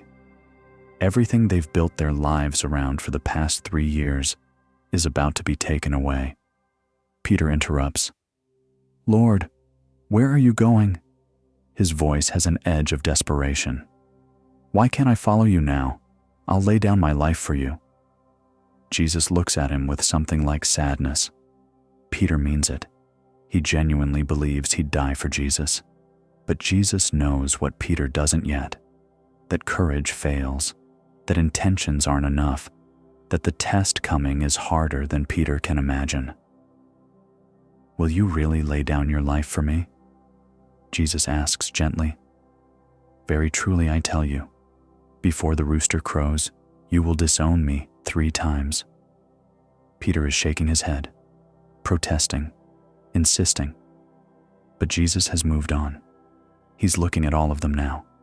These men who've left everything to follow Him, who are about to watch Him die and scatter in fear. "Do not let your hearts be troubled," He tells them. It's both command and invitation. You believe in God, believe also in me. And then the promise. Before long, the world will not see me anymore, but you will see me. Because I live, you also will live. Because I live. Present tense, even though He's about to die. Future certainty stated as present reality. The resurrection isn't just something that might happen. It's already true, already certain, already accomplished in God's timeline, even though it hasn't happened yet in theirs. Because I live, you also will live. The connection is causal. His life guarantees theirs, not just His physical resurrection, though that's included, but ongoing life, eternal life, life that death can't touch, life that continues beyond every ending. The disciples don't understand. They can't. They're still thinking in terms of physical death and physical life. They're afraid he's going to die and stay dead. They don't grasp resurrection yet. They don't see how death could be anything but final. But Jesus is trying to give them something to hold on to when the worst happens, when they watch him die, when they think it's all over, when loss feels absolute and death seems to have won. He wants them to remember, because I live, you also will live. 3 days later, they'll understand differently when the tomb is empty, when Jesus appears in locked rooms, when they touch his wounds and hear his voice and realize death couldn't hold him. Then they'll hear these words with new ears. Because I live, you also will live. And it will mean more than just, I came back from the dead, so you will too eventually. It will mean, the life I have is now available to you. The power that raised me from death is at work in you. The same life that couldn't be contained by a tomb flows through you now. Feel your breathing becoming so quiet and easy that you barely notice it anymore. Let sleep begin to find you, knowing that life continues even when consciousness fades. For you tonight, whatever has died or ended in your life, whatever relationship, dream, hope, or part of yourself feels gone and beyond recovery, there's a deeper story about new life that's already begun, even if you can't see it yet. Because I live, you also will live. It's not just a promise about heaven someday. It's a promise about resurrection power working now, in the dead places, in the parts of you that feel beyond hope, in the situations that seem irreversibly ended. We experience so many small deaths, the death of who we thought we'd be, the death of relationships we believed would last, the death of dreams we've carried for years, the death of the version of ourselves we've outgrown, the death of certainties we built our lives on, and each one feels final, permanent, irreversible. But resurrection says nothing stays dead. Not with the God who raises the dead. Not when you're connected to the one who is life itself. Maybe something in you has died. Maybe you're grieving it tonight, mourning what's been lost, what's ended, what can never be recovered. The pain is real. The loss is legitimate. Death, even small deaths, matters. But the story doesn't end with death. That's the whole point of, because I live, you also will live. Death is real but not final. Loss is genuine but not ultimate. Endings happen, but they're not the last word. The same power that raised Jesus from the tomb, that took the most final, most permanent, most absolute ending and reversed it, is at work in your life. Not bypassing death, not pretending loss didn't happen, but bringing life from death, creating something new from what seemed irretrievably gone. You don't have to see it yet. The disciples didn't see it that last night in the upper room. They heard the promise while everything still looked like it was ending in death. But the promise was true, even when they couldn't see its fulfillment. Tonight, you might not see any signs of new life. The dead places might still look dead. The losses might still feel permanent. The endings might still seem final. That's okay. New life doesn't always announce itself immediately. Sometimes it works in hidden places first. Sometimes it starts so small you'd miss it if you weren't looking carefully. But it's coming. Because he lives. Because the one you're connected to has resurrection power. Because life is his fundamental nature and death can't contain it. You also will live. The dead places will bloom. The ended things will give birth to new things. The losses will, impossibly, yield growth you couldn't plan or predict. Not because you're strong enough to resurrect yourself, but because you're connected to the one who is life itself. Because his living guarantees your living. Because resurrection is his business, and you're included in it. Let your whole body sink into complete rest, every part of you supported and held. Feel your breathing so slow and gentle it's like the tide, in and out, effortless, natural.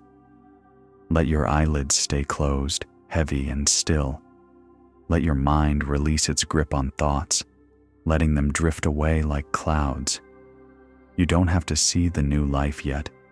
You don't have to understand how resurrection works in your specific situation. You just have to rest in the promise. Because I live, you also will live. The life that couldn't be stopped by death is flowing through you now. The power that brought Jesus from the tomb is at work in your dead places. And sleep, this small daily death of consciousness, is practice for the greater truth. Death is never the end. Life always, always finds a way. Let that promise hold you as consciousness fades. Let yourself drift into sleep knowing you're held by resurrection power. Rest now, beloved. You are alive in ways you can't yet see. Good night. You are not forgotten, even in the smallest hours when sleep won't come and the world feels heavy. You don't have to earn the right to breathe, to rest, to simply be held without producing or proving or perfecting yourself. Even if nothing has changed on the outside, if tomorrow still holds the same challenges, if your circumstances remain difficult, you are still known, still seen, still carried by something far stronger than your own strength. The God who numbers hairs and notices sparrows has watched every breath you've taken tonight. The one who calls bruised reeds precious and refuses to snuff out smoldering wicks has handled your fragility with impossible gentleness. The light hasn't left you just because you can't see the whole path. The living water hasn't stopped flowing just because you feel dry. The peace that surpasses understanding doesn't require your understanding to be real. May your sleep be deep and unhurried tonight, your body finally releasing what it's been carrying. May your dreams be gentle.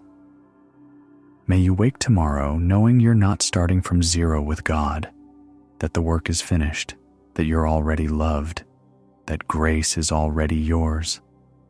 May you remember that rest isn't something you earn, but something you're given freely because you're His. If this time helped you rest, you're always welcome to come back here whenever you need a quiet place to breathe. Sleep well, beloved child of God. You are held. Good night.